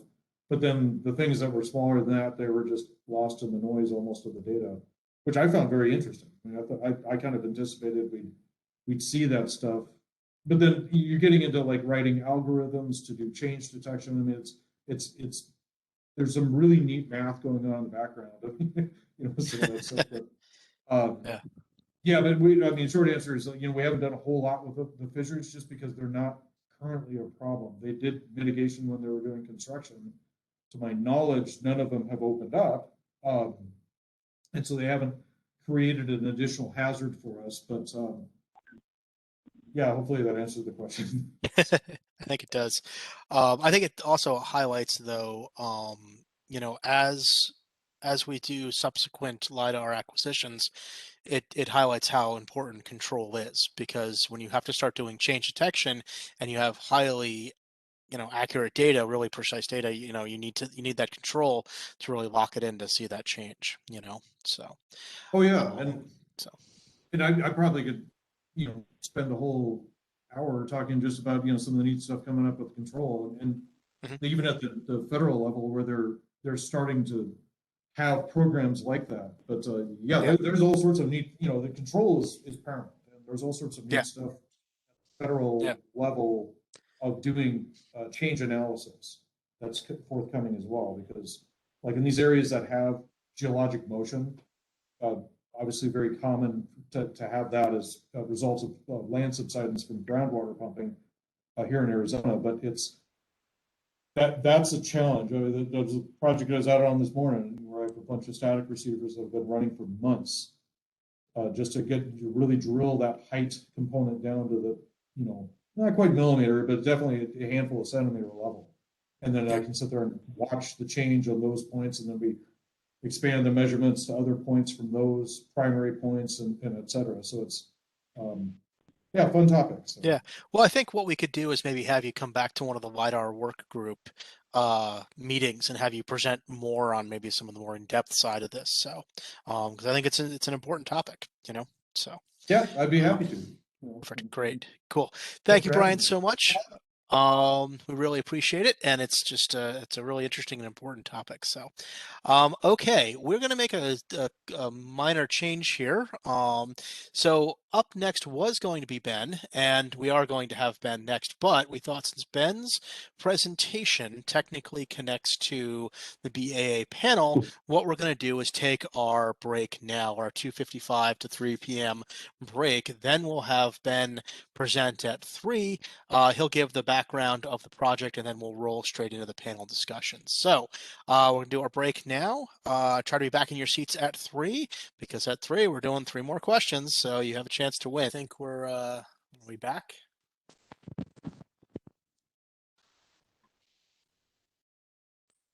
Should we do some questions? Should we see if folks are ready? Yeah, I think we should. Okay. Alrighty. So, all right, LiDAR fans, our next question focuses on the history of Arizona.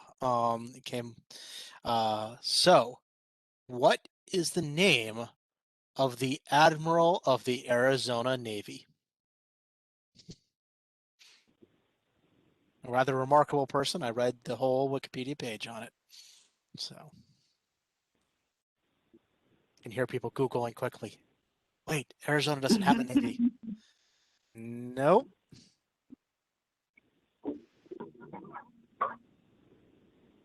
Oh, maybe there's two answers. See, people seem to be giving the same answer twice. Right? I did research it. Google correctly? I guess. Uh-oh, we might have a problem here.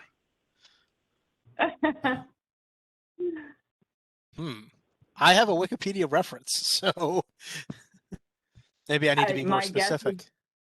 Right? They might too. Huh. Okay, hold on here.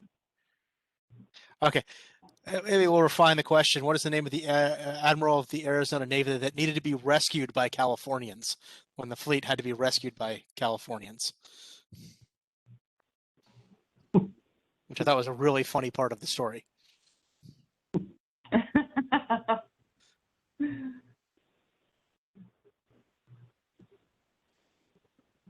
I feel like we need music from Jeopardy or something. Can you sing? I think Kevin might have to. I like Kevin's answer. Oh, there it is. There it is. Yay, Ben. Good job, Ben. Okay, I'm going to put the link reference in the chat because apparently there seems to be more than one answer. Oops, that's not the right one. So Nellie T. Bush, who is a rather remarkable woman, worth reading up on in the page. It's actually a really fascinating history, and then they set off to stop the Californians, only to have the fleet, I guess, got trapped, and then the Californians had to rescue them, which was pretty funny. But that is the reference. That's who I was listed. If there are other admirals out there, I apologize. I didn't realize the fleet had taken sail more than once. Okay.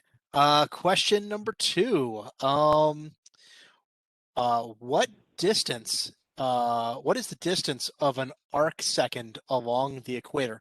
It's a rough number. We don't need the exact number, but a rough number of how long is an arc second along the equator. There it is. I see it. Nice job, Andrew, but you can only win one. Uh-oh. So who can duplicate Andrew's answer fast enough?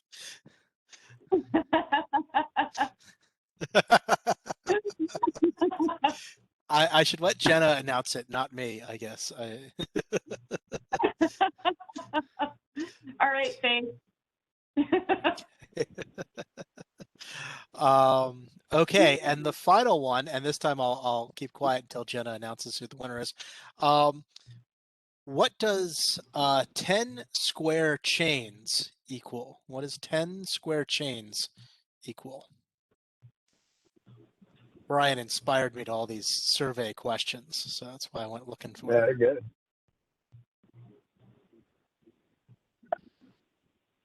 Actually, I think technically Paul is correct. It wasn't what I was looking for, but I believe that actually is the correct answer. Since I did not specify unit. Yes. So, and Chad hasn't won, right? What's that? Chad hasn't won anything yet? No. Okay, cool. So actually I had the answer as 1 acre, but 43,560 is 1 acre in square feet. So.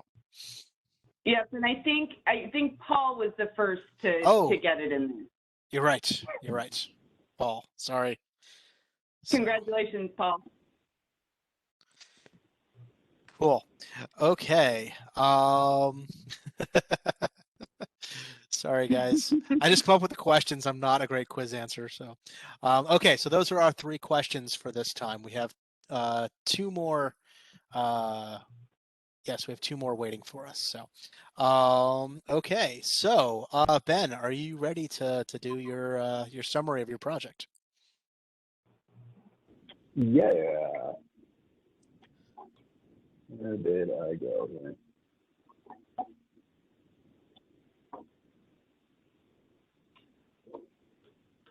Just a second. That's on my. There we go.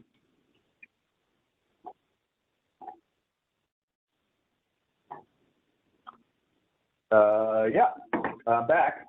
This year, Pima County, or PAG specifically, which is the Pima Association of Governments, embarked on a BAA for our region.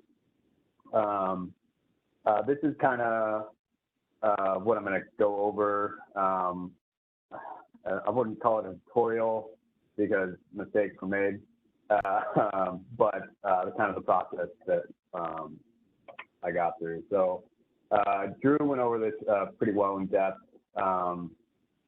and we're now familiar with PDEP and the pre-elevation program and the BAA process. Basically, the impetus being that we want LiDAR, USGS wants LiDAR, and they'll cost share or run it for us, which is the GPSC mechanism, contract mechanism that I'll go into.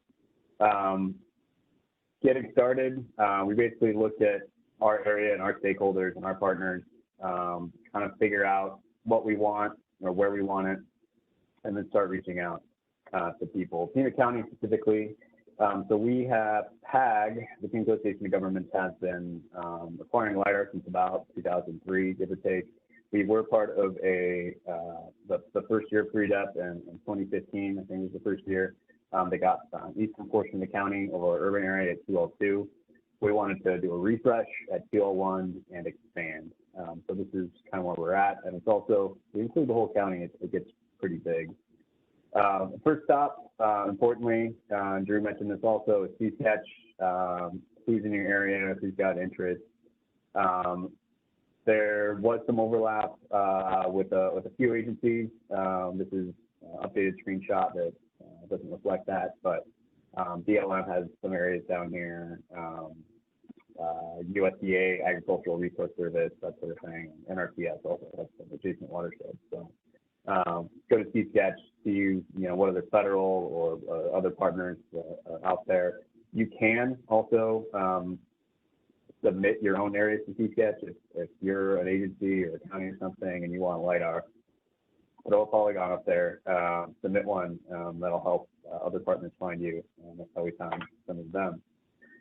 Our partners, PAG specifically, being a regional planning agency, are these jurisdictions and tribes in the county. The 𝐀𝐫𝐢𝐳𝐸𝐷 Nation is obviously the biggest and largest landholder, and they actually extend kind of up and out of the county in that little shark fin up there. So they were about 50% of our total area, or maybe about 43, 45%. And then a few towns, City of Tucson being a big player, and then Pima County as well. But I pulled down this isn't land ownership necessarily. This is the BLM land surface management map. So the agencies that do land management service, I kind of proxied it as land ownership. If you're managing the land, you've got interest there. But it was super useful for just kind of identifying potential partners and breaking that down. Because I can overlay previous collections, what kind of area you want, and then who might be interested, just kind of reach out. And even if, people don't have areas to find on 𝐶sketch, reach out anyway. They might have a couple of bucks to throw your way, even though it's not a priority. So these were the kind of the potential funding partners that you might see in Arizona. Those are the major federal agencies: the Forest Service, NRCS, Fish and Wildlife, National Park, USDA, Agricultural Resource Service, BLM. There's just a whole ton. Border Patrol, the International Boundary Water Commission has like a 100-meter buffer along the border that they are in charge of. But you can also look at, for us, the University of Arizona was a partner. We had CEP, Tucson Electric Power, Tucson Water, Pima County Regional Flood Control, a few of our jurisdictions, state partners. State Land is a partner for us, but and other collections, ADOT or ADEQ, ADWR might be, and then of course the tribal nations, which are major landowners, and in that case we're dealing with the flood control department for the 𝐀𝐫𝐢𝐳𝐸𝐷 Nation, so they obviously had interest for flood regions. When I looked at that BLM map and kind of broke it down, this is for our Pima County specifically, and then I also did this for our area, which encompassed all of the Tohono O'odham Nation, not just the nation, the tribal land within Pima County, but extra county, and then parts of the lower Santa Cruz River watershed. Now I'll show. This was kind of the breakdown. It kind of gives me an idea of how much interest there might be, and obviously it's not a perfect proxy of actual land ownership or management. You know, county land, the county is the county, and it is kind of responsibility to the whole county. Private might be, you know, local jurisdictions or private landowners. So it's rough, but it gives you an idea. And then there's the International Boundary Water Commission at 0.01%. And then try to get partners together. So that's kind of the next thing I did. And part of that is just establishing what you want. Do you want QL1? Do you want QL2? Do you want you know, contours or DSM? Where do you want it? All of an area. We had Fish and Wildlife Service has 𝐀𝐫𝐢𝐳𝐸𝐂, which is part, like a third of it is in Pima County, but it extends into Pima County to the east. If they were going to be on board, that they want that whole area, or just the stuff in Pima County. And then who's got money? Who's got a voice at the table, basically. You want to include as many people as possible, but if you can't help fund the project, your opinion takes a hit. And then also just identifying your deadlines and setting a timeline. I started in March of last year, and it's an ongoing process. So I also, in the middle of the process, I surveyed our partners, literally made a MailChimp or some sort of survey platform. I can't even remember. You know, what quality level were they interested in? You know, if they wanted a contours product, you know, 1 foot or 2 foot. If they wanted a height above ground product or an NDSM building footprint. If you wanted a hydro-enforced dam or hydro-conditioned dam, intensity images, extra classifications, so beyond the standard USGS criteria. If there was, you know, flight path overlap that was specific, which Forest Service has. And this is kind of the timeline that I had imagined. I really didn't establish this until like July or August, but this is basically what I thought how it was going to go, give or take. The BAA opens, you know, in October, November, and then closes kind of in November, and then they let you know if they're going to recommend your project for funding in December, mid-December-ish. So that's, you want to make sure you get that that initial submission deadline. And like Drew said, the application window technically is open through I think July. So the current BAA is still open, but they've already awarded a whole bunch of contracts. So better to get in early than later. And so that's just kind of helpful to make sure that establishing a timeline, making sure that everybody knows when you need your paperwork, and you know what's creeping up. And then also just gathering estimates. So the first way to do it, and you don't have to, you have to do one or the other. In this case, I did both. The independent government cost estimate is provided by USGS. And so there's a little form they fill out. Drew was super helpful with that. Early on, I think July of last year or June, I sent them basically just a polygon of the area we were interested in and the quality level that we were after. And we basically sent it to a team at USGS, and they give an estimate on what they think, you know, a LiDAR acquisition might cost. So it gives you kind of a ballpark number. And then there's the GPSC contractors. So I breezed over that briefly, but the GPSC is a Geospatial Products and Services contract. So there's a handful of vendors that have basically been accredited, or I'm not exactly sure what that process is. A few of them are on this and be on the panel, so they can clarify that. But they've gone through a vetting process with USGS to make sure that they can deliver and meet the specs. so that they don't have to kind of go through that rigmarole every time they apply for funding with USGS or contract with USGS. When you opt for a GPSC, you basically add 6% on the cost of the acquisition, and then USGS handles all the overhead. So they basically, you just give them the money and they handle it. And in our case, that was the only way to go. We didn't have the bandwidth or the experience to really QA, see, and manage a project that large. So that was the way forward. And then so we contacted a few of the contractors and kind of the same thing with the IGCE. You identify your area, you identify your product, and ask for some rough estimates. Here's that IGCE form. It's pretty simple. Again, Drew made this, I think he did this for me, really. I sent him the Polygon. It's great. And we did it in June, which was well before we had finalized that AOA. So it doesn't have to be specific. You know, we were looking at, I think, 8,800 square miles at that point. We ended up with 1,800, but that number is close enough that it's a good ballpark. That was just that baseline. These are I just mentioned this, the GPSC. Those are the GPSC contractors the USGS has listed at that link down there with all the associated websites. So I think these all operate nationally. What do we got there? 10 contractors. I reached out to 4 or 5. You know, you might have experience with another one. You know, might get a nod based on your interactions with them previously. But yeah, I would definitely encourage, you know, to try to get a competitive quote.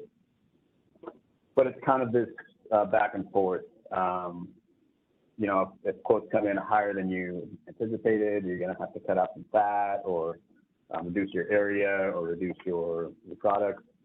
And this is kind of a dialogue between you and your partners that are going to be on the BAA. Is it more important for you to get overlap, like 50% side lap on your flights, or is it more important to get your whole area covered? Or you know, how much is the DSM going to add on? Is QL1 or QL2 for the whole area more appropriate or less appropriate? And how you want to divide that up. So it's kind of a back and forth. For us, that was quite a process. We had you know, quite a few partners involved, and then so it's a back and forth on how that changes estimates. Our last iteration, which was, you know, roughly the 50th or something, is basically we wanted to reacquire our 2015 QL2 extent, but at QL1, all of Saguaro National Park, Park Service wanted that, all of the Tohono O'odham Nation, which is not entirely true. Part of the nation was getting picked up in 2020 by the Pinal Maricopa VAA, and then the Santa Cruz watershed in Pinal County, which is downstream of the Santa Cruz River for us, which is important for flood modeling, and then that 100-meter buffer, yada, yada, yada, and the footprint of the Bighorn fire. So we had a big fire in the middle of last summer, about 120,000 acres that burned in and out of Pinal County, or Pima County, into Pinal County. And then we also picked up I-10 in Pinal, and then went out to the Central Arizona project, just, you know, added, you know, a couple square miles, but wanted to see that get covered. I didn't realize that they had already done that. And then eventually, after the application had been accepted, there was further negotiation, and we were able to pick up all the remainder of the Santa Catalina Ranger District in Pima County. So that's what our AOA kind of looked like. There's, you can see the QL1 and QL2 acquisitions in the area. That dark blue in Maricopa out east is part of the Berrien Goldwater Range. That's QL1, I believe, but I don't think it's available through CDEP. I think the DOD is hanging on to that since it is part of Air Force land. But Oregon Pipe got picked up out in the east there, so we can either include that. And then there was a 2018 collection for the solid read, so we left some of those watersheds open. But in effect, all of Pima County and all of the Tohono O'odham Nation will have LiDAR coverage by next year, or, you know, within 18 months-ish. Then there's the commission process. So you got to finalize your AOI. You got to get your letter of commitment from your partners that you want listed on there. That ended up pretty much going down to the deadline. We were juggling, you know, for the amount of partners we had. Some had fiscal years ending in June. Others, you know, had fiscal years ending in September. So you kind of have to juggle those and make sure people are aware of the deadlines and their priorities. But there is time for negotiation after the fact with USGS, even after they've recommended it for funding if you want to add. So this is what we eventually got. The 2L1 LiDAR, and then there's the 3-depth standard deliverables, which is just part of the normal GPSC.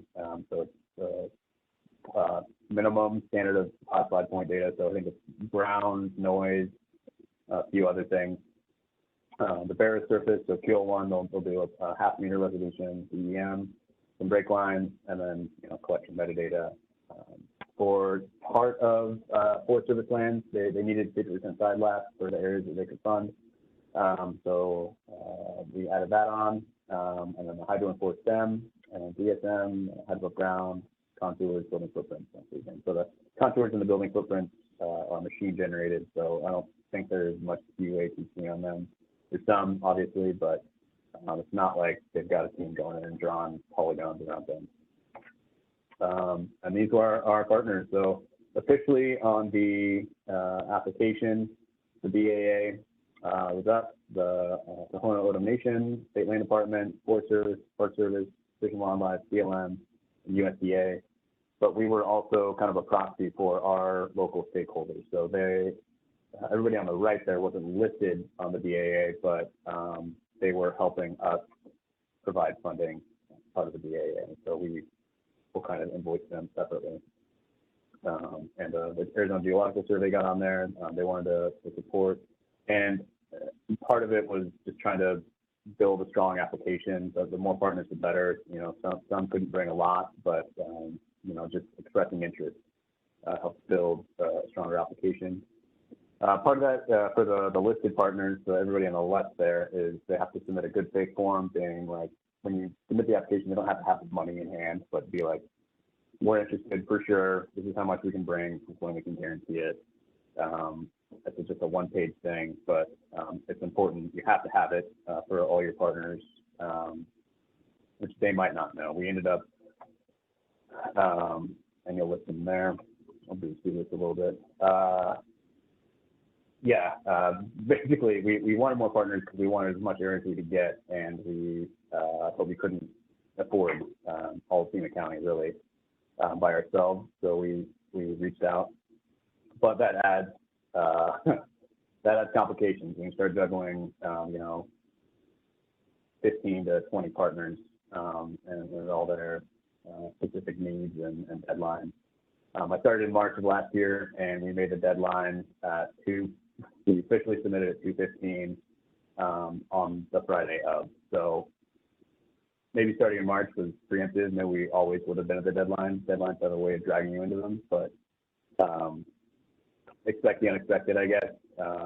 You add that many people, you add that many complications.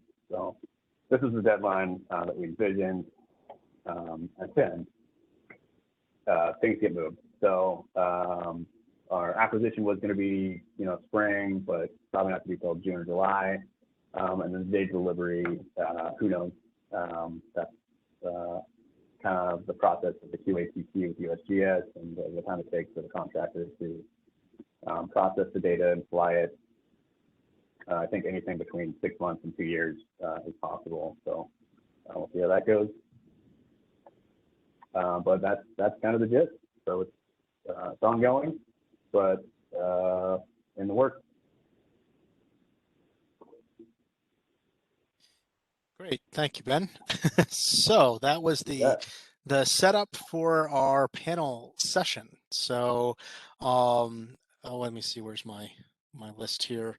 We will have Drew Decker, Jason Nyberg, who is an account manager for the Southwest Region for Quantum Spatial, Keith Larson, State GIS Specialist for NRCS, and Ben as well. So if you guys would all mind turning on your cameras, and then what we recommended sort of at the beginning of all this is that you can go to the sideward snowman and pin each of those people too, so we can kind of see our panel. And while you're doing that, it was kind of funny. I decided to look up, you know, one of the points of this group of our panel sessions is to bring people with experience who have been there and done the 3-step process to it. So you talk about the experience. So I Googled experience quotes, and one I thought was kind of interesting was, "He who knows the water best is he who has waded through it," which is kind of nice. But then also, it's good to learn what to avoid by studying the misfortunes of others. So maybe both of those apply. I don't know. Oddly enough, I found that quote right when you got to iteration 47 of your version. I thought, wow, version 47, that's a lot. It's a rough estimate, but it doesn't seem unreasonable. Yes. So, but having been through the 3-step process myself, I definitely get the frustration. So, okay, let me see here. Do we have everybody else? If I could just hear from everybody, so we know we actually have Jason and Keith and Drew. Jason's here. Hey, Jason. Yep. Keith is here. Keith is here. And Drew? Yep, Drew's back too. Okay, cool. Do you guys have your cameras on, just so we can tell people? So, actually, I need to find all you guys. So, I'm just gonna pin. And let's see here. I believe, Jenna, you were telling me there's a way to just hide all of the. Yeah, it's been updated, so it's just pinning everyone. Just keep pinning this, you know. So that's what I've done. I have the 5 of you on my screen, and no one else. It's very nice. Perfect. Cool. Okay. So, as always, I have my own questions. I have questions that were submitted from the group. And then, of course, if anybody has questions or thinking on the fly based on Ben's presentation, please throw them into the chat and we'll try to work them in. So, okay. So I think the classic, always popular, always want to know question is, what's the one thing you wish you had known before starting all this project, or maybe what would you have done differently, knowing what you know now? I can call on people if you like. Yeah. Yeah, I guess a couple of things is trying to get more explicit information about funding from all the partners earlier. The maybe money part needs to turn into, you know, actual money, you know, before, you know, earlier in the process, so that you know exactly how much you've got to be able to throw the project. USGS obviously has a window of match, you know, somewhere between 0 and I think up to 40 or 50%, depending on the amount of interest in the area. But knowing, you know, what your own pocketbook looks like earlier would have been, I would do that differently for sure. Gotcha. Cool. Keith, what are your thoughts on that? I would say just I agree with what Ben's saying, but you don't always know on funding. So it's nice to know exactly funding amounts, but you don't always know until later on. So I would say just don't be afraid to just get prepared and be prepared to do a BAA. Even if you have no funding partners at all, you can still do a BAA and say, hey, I've got this area, I've only got this much money. And then, you know, Drew is great at, you know, making sure there's additional funding partners, or finding money from somewhere where you didn't know that person existed or that agency existed. So I was hesitant back 5 years ago to put in a BAA, but lately we do it every year and we've had really good success with it. Yeah, I think that also raises a point that the distance between you don't have to be right next to a partner. It can be like southern Arizona. It can be your partner sphere, kind of thing. So, so yeah. Jason, is there anything you wish BA applicants knew or that you would rather want to bring into this? You know, it's funny. We work on a lot of different BAAs around the country with different account managers, and everybody's different. I think we had a discussion when we were planning this that, you know, Ben is a champion for this project and was a great organizer and somebody that really took charge of it. And so having one of those in a BAA process, I think is really important to try to organize partners and come up with funding. And so Ben happened to be I think is an exceptional one for his area. But, you know, as we do work all around the country, everybody's different. Sometimes you talk to people and they just have no idea anything about the process, what it means, what kind of funding is available, how to partner with people. So I would say that in general across the country is just having a champion to organize it is a great asset. Cool. Drew, did you want to jump in? I couldn't tell if you were commenting or not. Oh, Drew, I think you're on mute. Drew, can you hear us? You're on mute.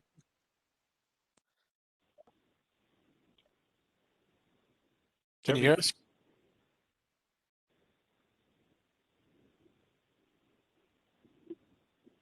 Uh-oh. Nothing. We're not hearing Drew. Can you hear me now? Yes, we can. There we go. Okay. There we go. Someday I'll give my best talk ever completely on mute, of course. But, you know, the others here relay several good things. So having a champion there is great. Just, you know, getting the information together, getting it to us, just applying, be interested in this. You don't really have to shoot for the perfect thing, the perfect program, the perfect project. Getting what you do know together, whether it's solid funding, whether it's tentative funding, that's okay. Go ahead and, you know, and get the material to us. If there are questions, you can always ask me. Use the USGS BAA email. You know, make sure you ask any questions you have, and feel free to do that. That's what our job is. We're happy to help with that. So. Great. And Drew, while I got you, there's a comment that came in on the chat. Someone asked, do state and county agencies receive or get to see the 3-depth LiDAR data before it's released to the public, or is the timeline the same? So. Okay, the difference here isn't really whether state or county, it's whether they're partners or not.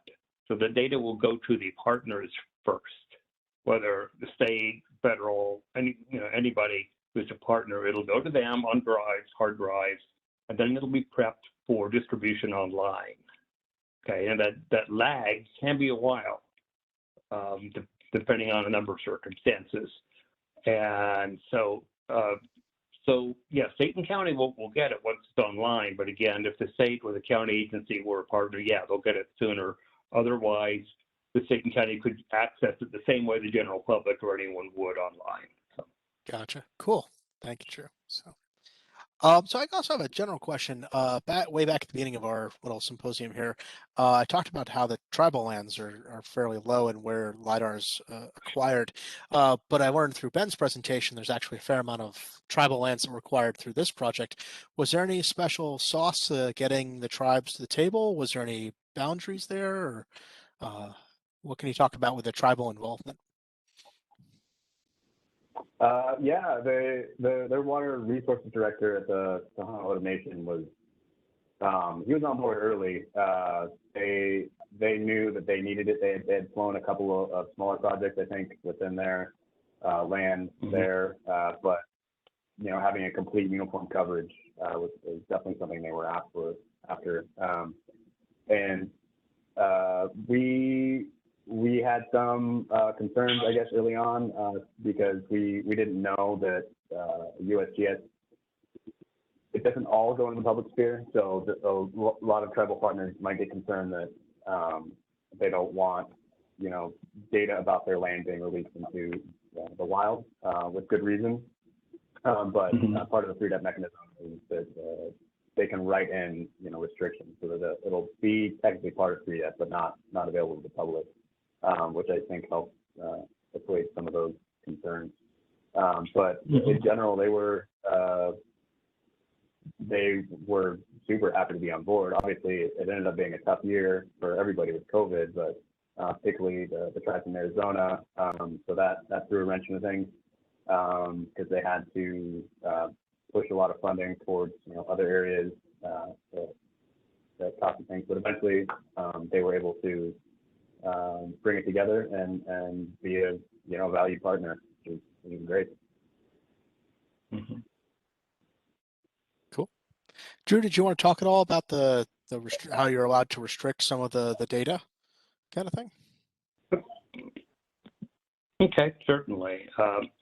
Yeah, just as Ben said, we do reach out to tribal nations and let them know that a project is coming, and inquire whether there may be any issues they have on the eventual aim that we have for the public distribution. So we let them know it's gonna happen, and that provide basic information about the project, and especially about LiDAR, what it is, what does it look like, what does it show, and then see if they have any concerns that they may want to raise about the eventual public access. And if they do, there's a process for that. They send a letter to the director of our program, and then we work with them from there. Could range anything from getting information on, say, a phone call or a demo or something like that, provide information on the product. It could go all the way to a formal government-to-government consultation. So, and anywhere in between, really. So, yeah, we'll do that with all the nations that are within the boundary of a given project. Cool. And did stuff end up getting restricted on this project? Like, is their area restricted, or are they opening it up? Not to my knowledge. I think Drew's had more recent communication with them, but largely they were fine with it. No, I talked with the tribe about that, and that there's no area so far, regarding that. And one thing we do with tribal governments too is we can give them a chance to review the data too before any final decisions are made, and before it's ever posted online. That is a little, again, that's further on down the road after it's given to the partners. So cool. Jason, have you guys as Quantum done a lot of projects that have involved tribal lands at all, or have you run across this before in other projects? We have worked with tribal nations both as part of larger projects and then directly with the nations, and we also are conscientious and follow protocols, and a lot of times we have different access restrictions and need to be escorted, and there's protocols for making them aware when we're flying and those things, and so it's just a matter of understanding the communications and what we're supposed to be doing and doing it the right way. Cool. Okay. So again, general question for everybody. What are you going to do with the data? You spent all this time, money, and effort. What do you want to do with it? Oh. Who wants to go? Keith, I'll call on you. You haven't spoken in a while. I haven't spoken in a while, but just to tag on to the tribal. Oh, sure. Part, we've had a real mix with tribal nations. Some of them were, super excited, and others were not so excited about it. Even one did not want any surveys done on their land, so we had to use, road easements and things like that, just so we have control on the project. As far as use, I can only speak for NRCS. Well, before I even speak for NRCS, I'll just say if you don't have like even classification done for your LiDAR data, just visualizing it is really amazing. You can see so much with LiDAR. I really believe it's the most impressive innovation in GIS in the last 15 years. But as far as NRCS, we do a lot of conservation practices, obviously. So we use it for designing those practices. So in a lot of cases, we'll use it to examine brush density. So we'll count trees and automatically count trees and size of canopy and get an idea of how much brush is going to be part of our projects. We design things like water harvesting catchments. So we'll take the LiDAR data and get essentially a very high resolution slope map. Kind of same thing with elevations for designing livestock pipelines and irrigation ditches and things like that. So generally, our plan moving forward is to continue to use it for our conservation practice design. Cool. Ben, how about you? What are you guys going to do with your data? I mean, it's all over the place because we had so many people involved. One of our major funding partners locally was Regional Flood Control. That's pretty straightforward. They wanted high quality elevation products to that, updated elevation products to that. We do a lot of beds monitoring, change detection, that sort of thing.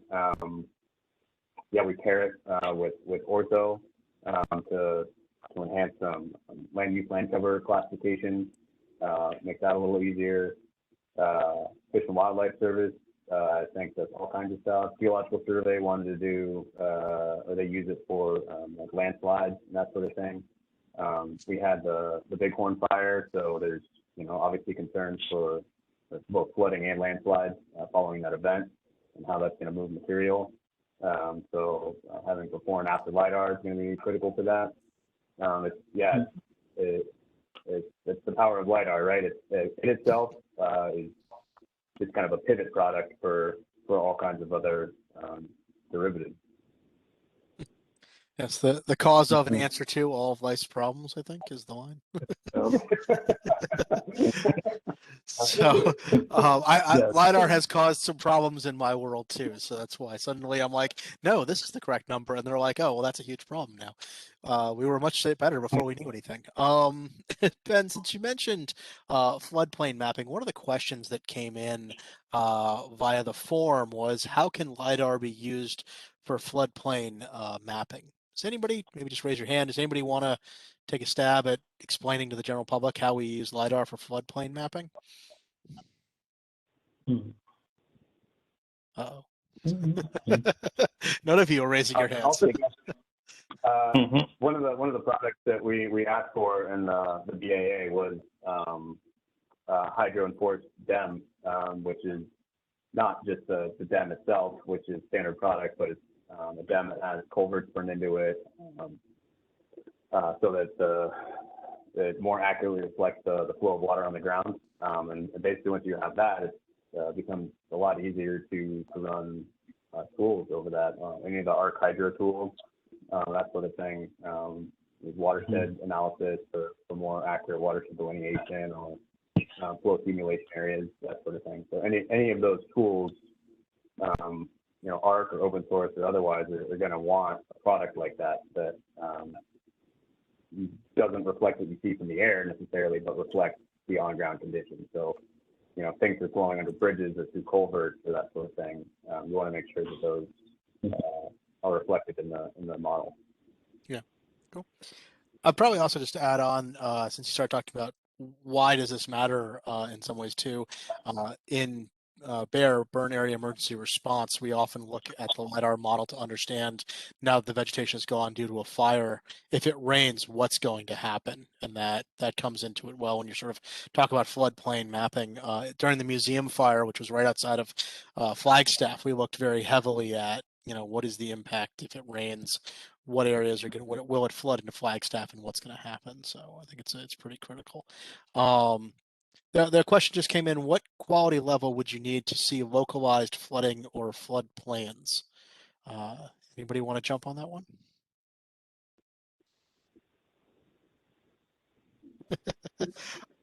So Mark, I'm not a floodplain expert, but I will say from an engineering standpoint, NRCS was a QL2 shop a few years ago, and my state engineer insists on QL1 data for all our design. And I would think we'd have to talk to Jackie or Yavapai County some of the people that work with it, but I would think QL1 is kind of almost, I don't want to say a standard these days, but seems like a lot of stuff is moving to QL1. So we only collect QL1 data now, and I think other agencies are on board with that as well. Yeah. Mm-hmm. Yeah. More is always better. There is a lot of floodplain mapping getting done with QL2 data for sure. I know we've flown many flights and some of the other service providers for engineering firms, and Colorado's a good example. I just happen to live here, but CWCB here has flown a ton of QL2 that they've worked with FEMA in updating floodplain mapping, and recognizing that when you're updating floodplain maps, what used to be used in terms of the resolution and the detail relative to LiDAR was very low. So those updates getting done with QL2 data are still far superior to what people were working with in the past in terms of DEMs. Yeah, we tried to get FEMA on board as a partner, but because we already had QL2 data in our area, in urban area, or urban core, they weren't interested. So QL2 was basically all they could justify spending for. Yeah. Jason, I realize this is maybe sorry, Drew, go ahead, Drew.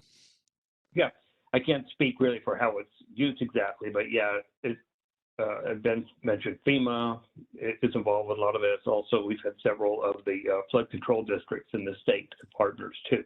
So that says a lot about how the data are used. Yeah, and I believe all of New Mexico just got covered in QL2. So, but Jason, my question to you on this, I mean, and this is a really tough question to ask, obviously, but like, can you in general talk about the pricing difference between QL2 and QL1?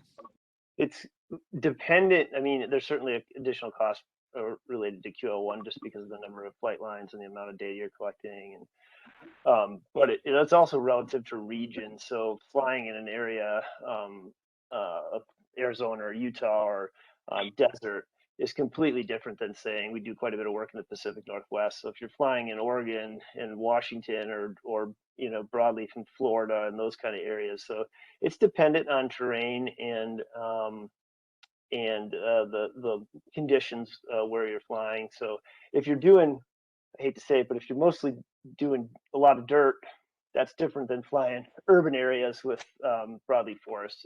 And there is a difference in the classification and the cost between QL2 and QL1 that will vary by region because of the potential difficulty of collection and processing. Gotcha. Cool.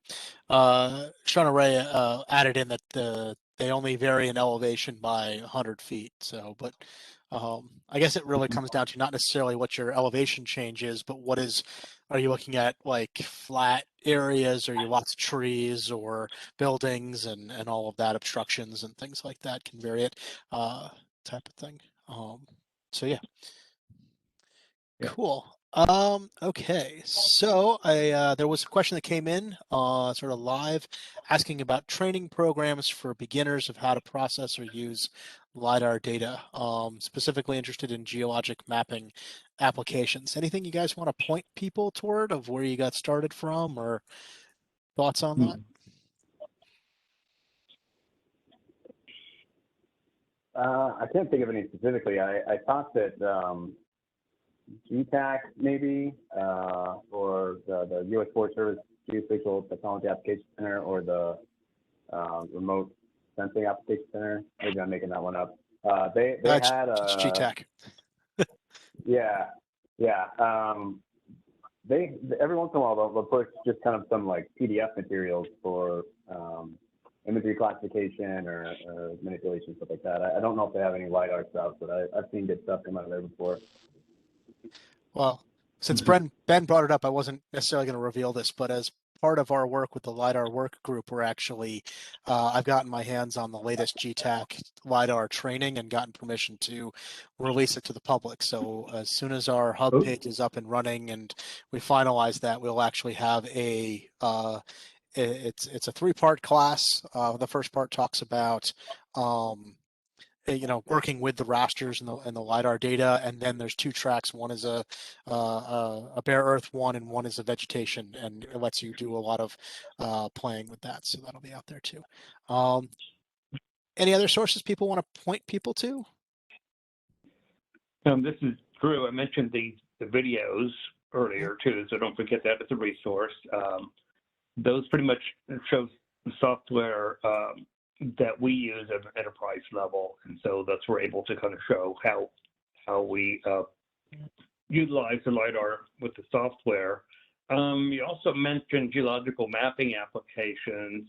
I can always check into that. As I mentioned earlier, our cooperative geological mapping program also is interested in LiDAR, so they're clearly using it, and I could always ping somebody over there. I know some of the folks there, and could see about how they're using it, or they may have some other resources too. So feel free to reach out to me on an email. I'll see what I can do. Cool. Yeah, I'd also plug maybe OpenTopo. It's not really tutorials, but if you've got an EDU address, that's a platform that's run by San Diego State or UC San Diego. I can't remember, maybe you can remark, but if you just Google OpenTopo or Open Topography, you can sign up for an account, and they have access, I think, to all of the 3D data. And if you're in education or academia, they've got a whole suite of tools that you can just, I want this area, I want to do this extraction, and they'll put it in a pipeline and let you know when you can download it. So I wouldn't say how you do it, but if you're after products, that's a good resource. Yeah, OpenTopo is a great resource out there. So. Cool. Okay, let me go back to one of the questions that was submitted during the survey. How can you explain your workflow for NRCS tying ground control points, and how ground survey is used to QA/QC the data? Do you want me to say that again? Well, I heard NRCS, but we don't actually do any of the QA work. That's on the USGS side.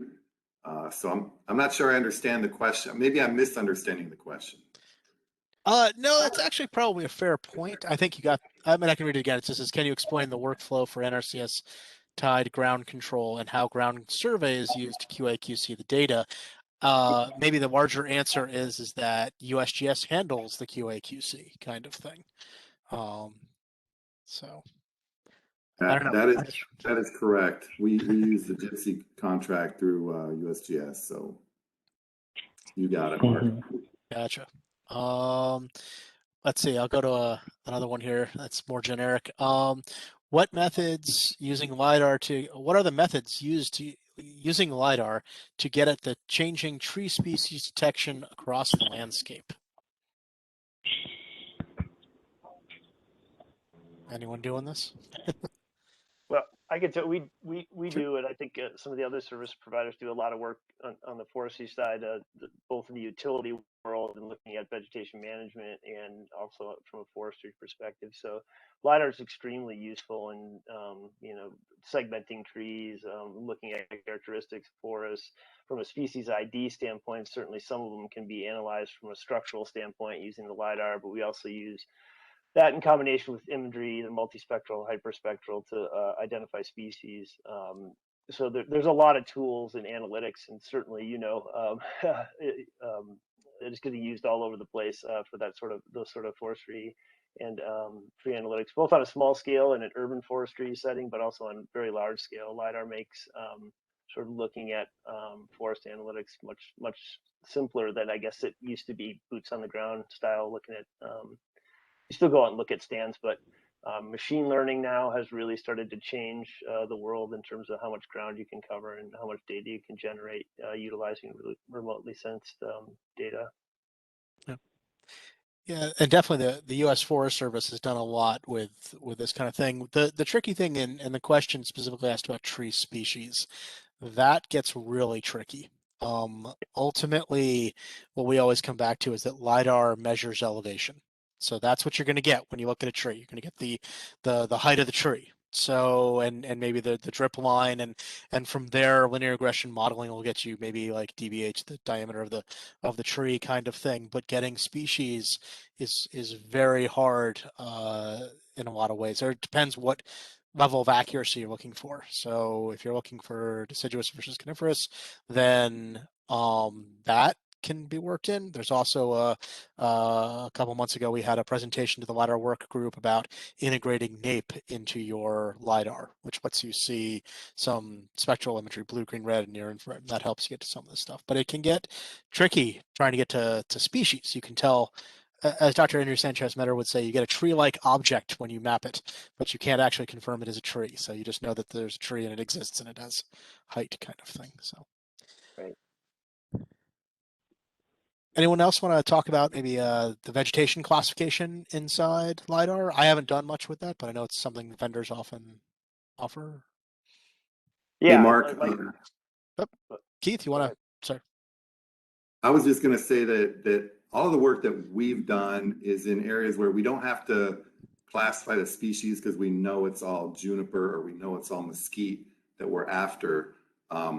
But I will say that whenever I do a LiDAR project, I make sure that we get the classes 3, 4, and 5 in there, which is low, medium, and high.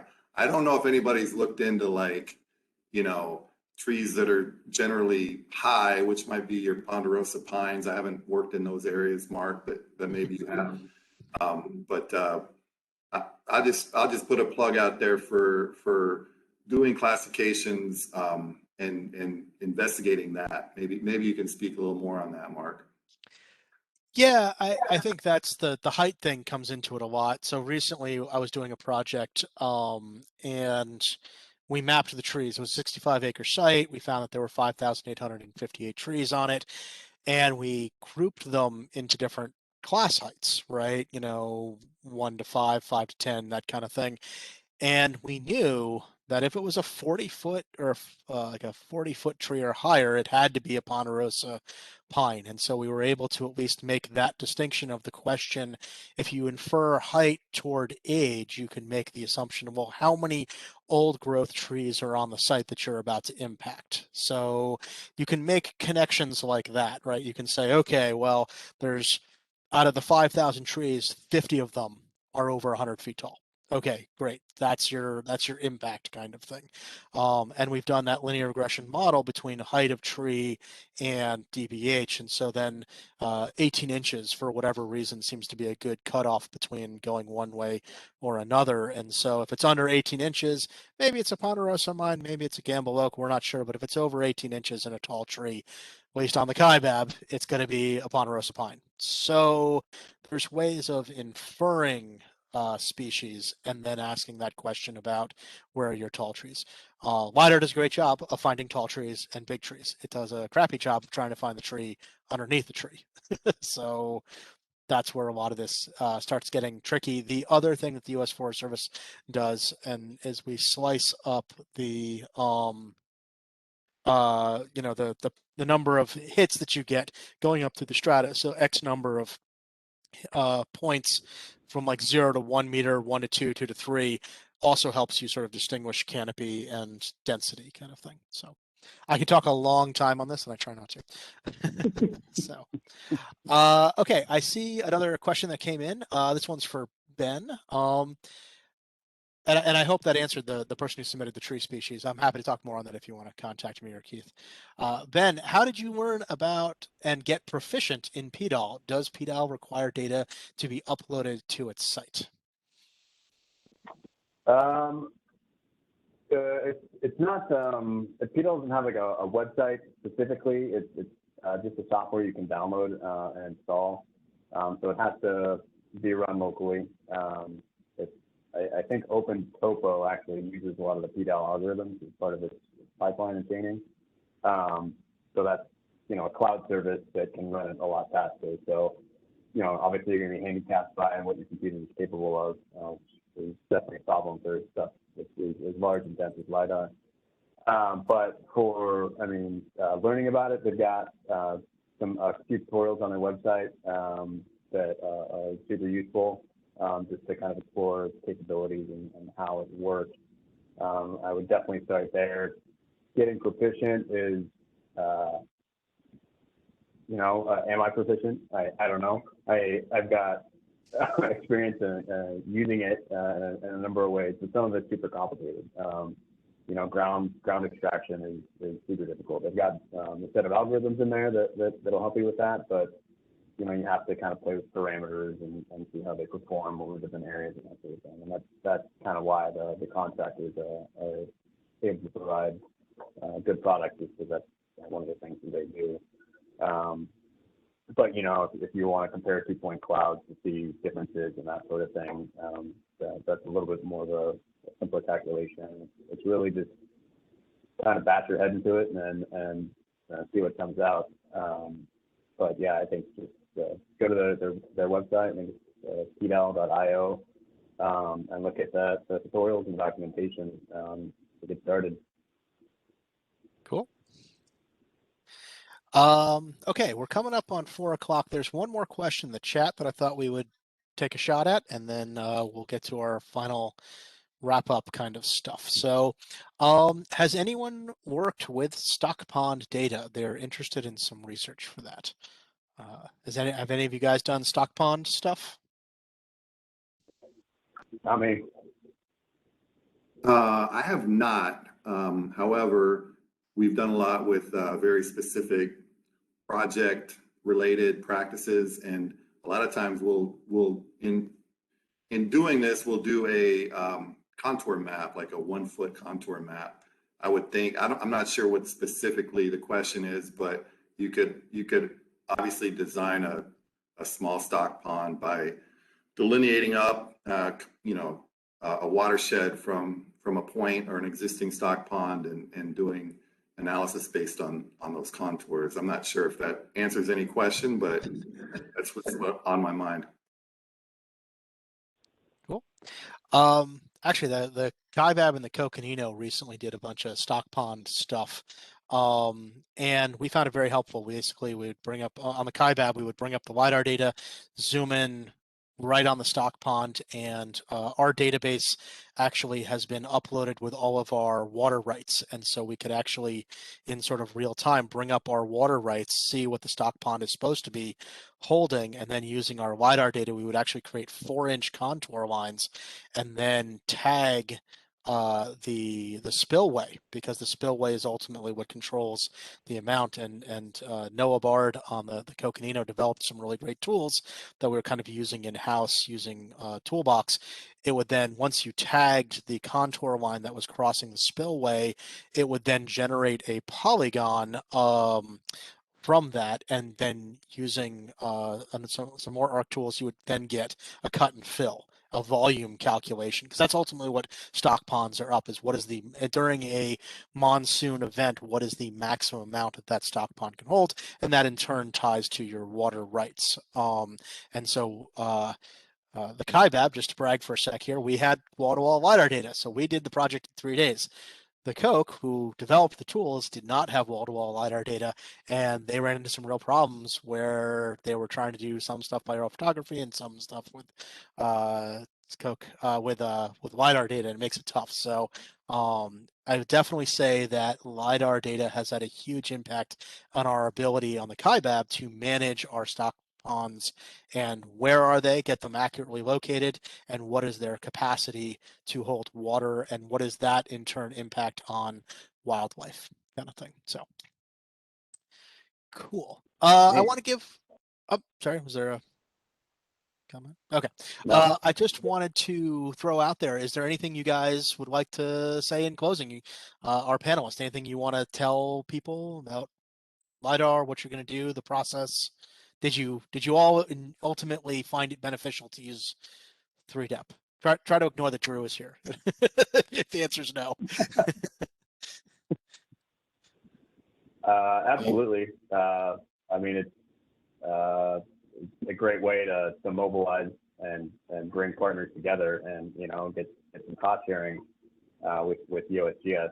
It's a shared interest for everybody. So I don't think it's possible to do it, outside of that mechanism, but if you don't, you might be leaving money on the table. And I guess to reiterate kind of what Keith said is just let people know that you're interested. And you never know what comes out of the woodwork. Dream big, I guess. Yeah. Keith, what are your closing thoughts? I don't want to forget the importance of Jenna. She's been a big help in LiDAR over the last couple of years. She's got a huge Rolodex of individuals that you might not know about. So as you come up on BAA season here in the next few months, you probably want to reach out to Jenna as well. Jason, do you have any closing thoughts? No, I think obviously I think it's we as a company. I think all the other service providers that are on here and are on the USGS contract, we think it's a great program that's been extremely beneficial, and it just wouldn't have gotten done the way it has without 3Dep. So it's great. And Drew? Yeah, I just want to say a big thanks to everybody here for your support of our program. Everybody on the panel, everybody here, all the partners, Jenna, Mark, you guys are putting time, effort, money, usage of the data, everything into our program here. And so we're really happy to see that made a huge difference in the state. And this is happening across the country. So we're really hoping to have, and continue this program like it is in the future. So thanks again. Cool. Jenna, do you have any closing thoughts for us as we head toward our final trivia questions?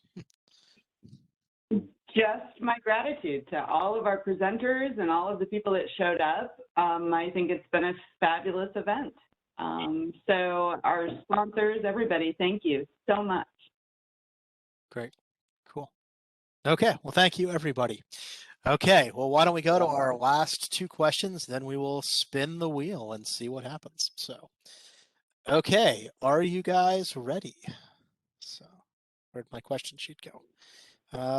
Okay. Oh, this is my, of course, there is no raffle done without a Smokey the Bear trivia question. So, what actor shares a birthday with Smokey Bear and has been the voice of Smokey since 2008?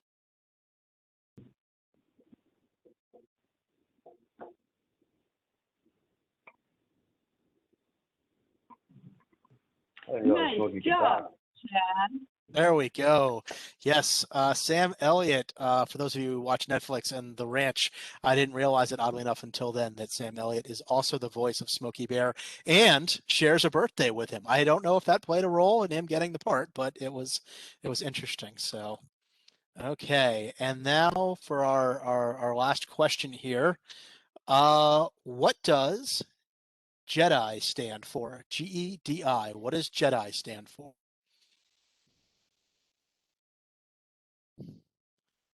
I had to Google it, I'll be honest. I knew of Jedi. I just didn't know what it was. I didn't know what it actually stands for. So we're looking for what are the 4 letters? Oh, there's 7 definitions. No, what does the GEDI stand for?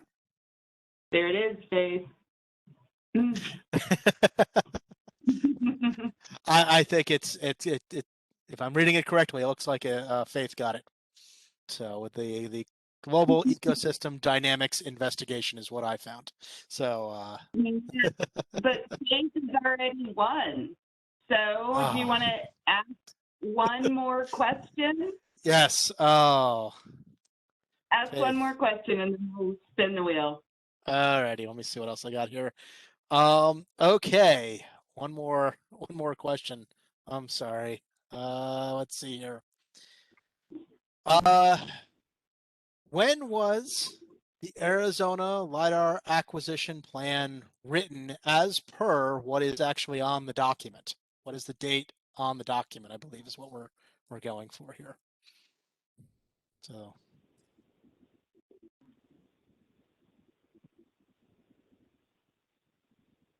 Whoa, specific. Yep. Nice job. There we go. Okay, I didn't want to say anything until I couldn't remember if Angie won or not. I was like, I can't do this anymore. Okay. Well, thank you, everybody. I think Jenna will now spin the wheel to see who's left and what they can win. So. All right. Can you see my screen? Yes. Remember, you must be present to win. So.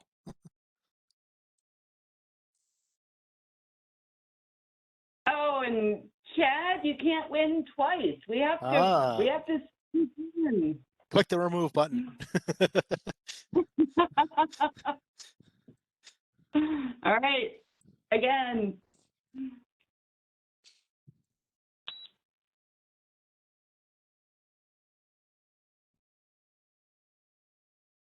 All right. Is Brad on? Because you have to be present to win.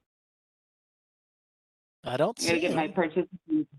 He is not on. He is not on. All right, we're removing Brad too.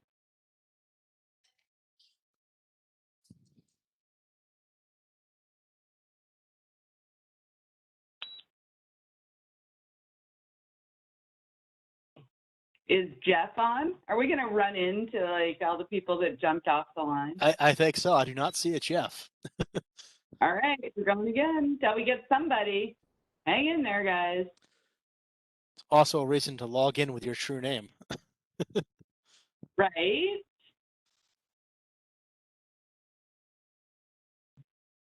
Do we have Alex on?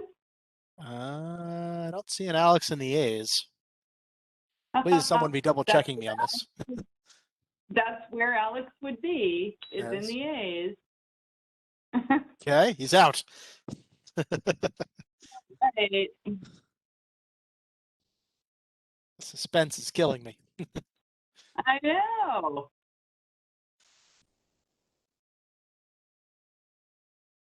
Oh, and I don't think Shantan is here either. You double checking, Mark? Yes, I don't see her. Is this what we get for going over 4 o'clock? I'm going to blame it on you. So. Yes, this actually all stems from me. All right. Derek on? Ah. I don't see an Eric. Yeah, he was on earlier, but I think so was Alex too. So Chad nominated Paris. All right, we're gonna keep trying. I'll click fast. Ah, Veronica. I think Veronica's still on. Yes, I see a Veronica Nixon. Has she won anything now? No, she hasn't. Yay, Excellent. we have a winner.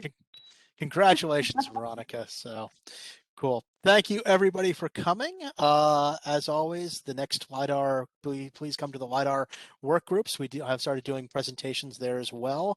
And then, of course, at the AGIC conference, we will also have a LiDAR track there as well. So we hope you will join us for that. So cool. And feel free to reach out with questions. So thank you, everybody. Thanks, everyone. Thank you, Jenna and Mark, for organizing.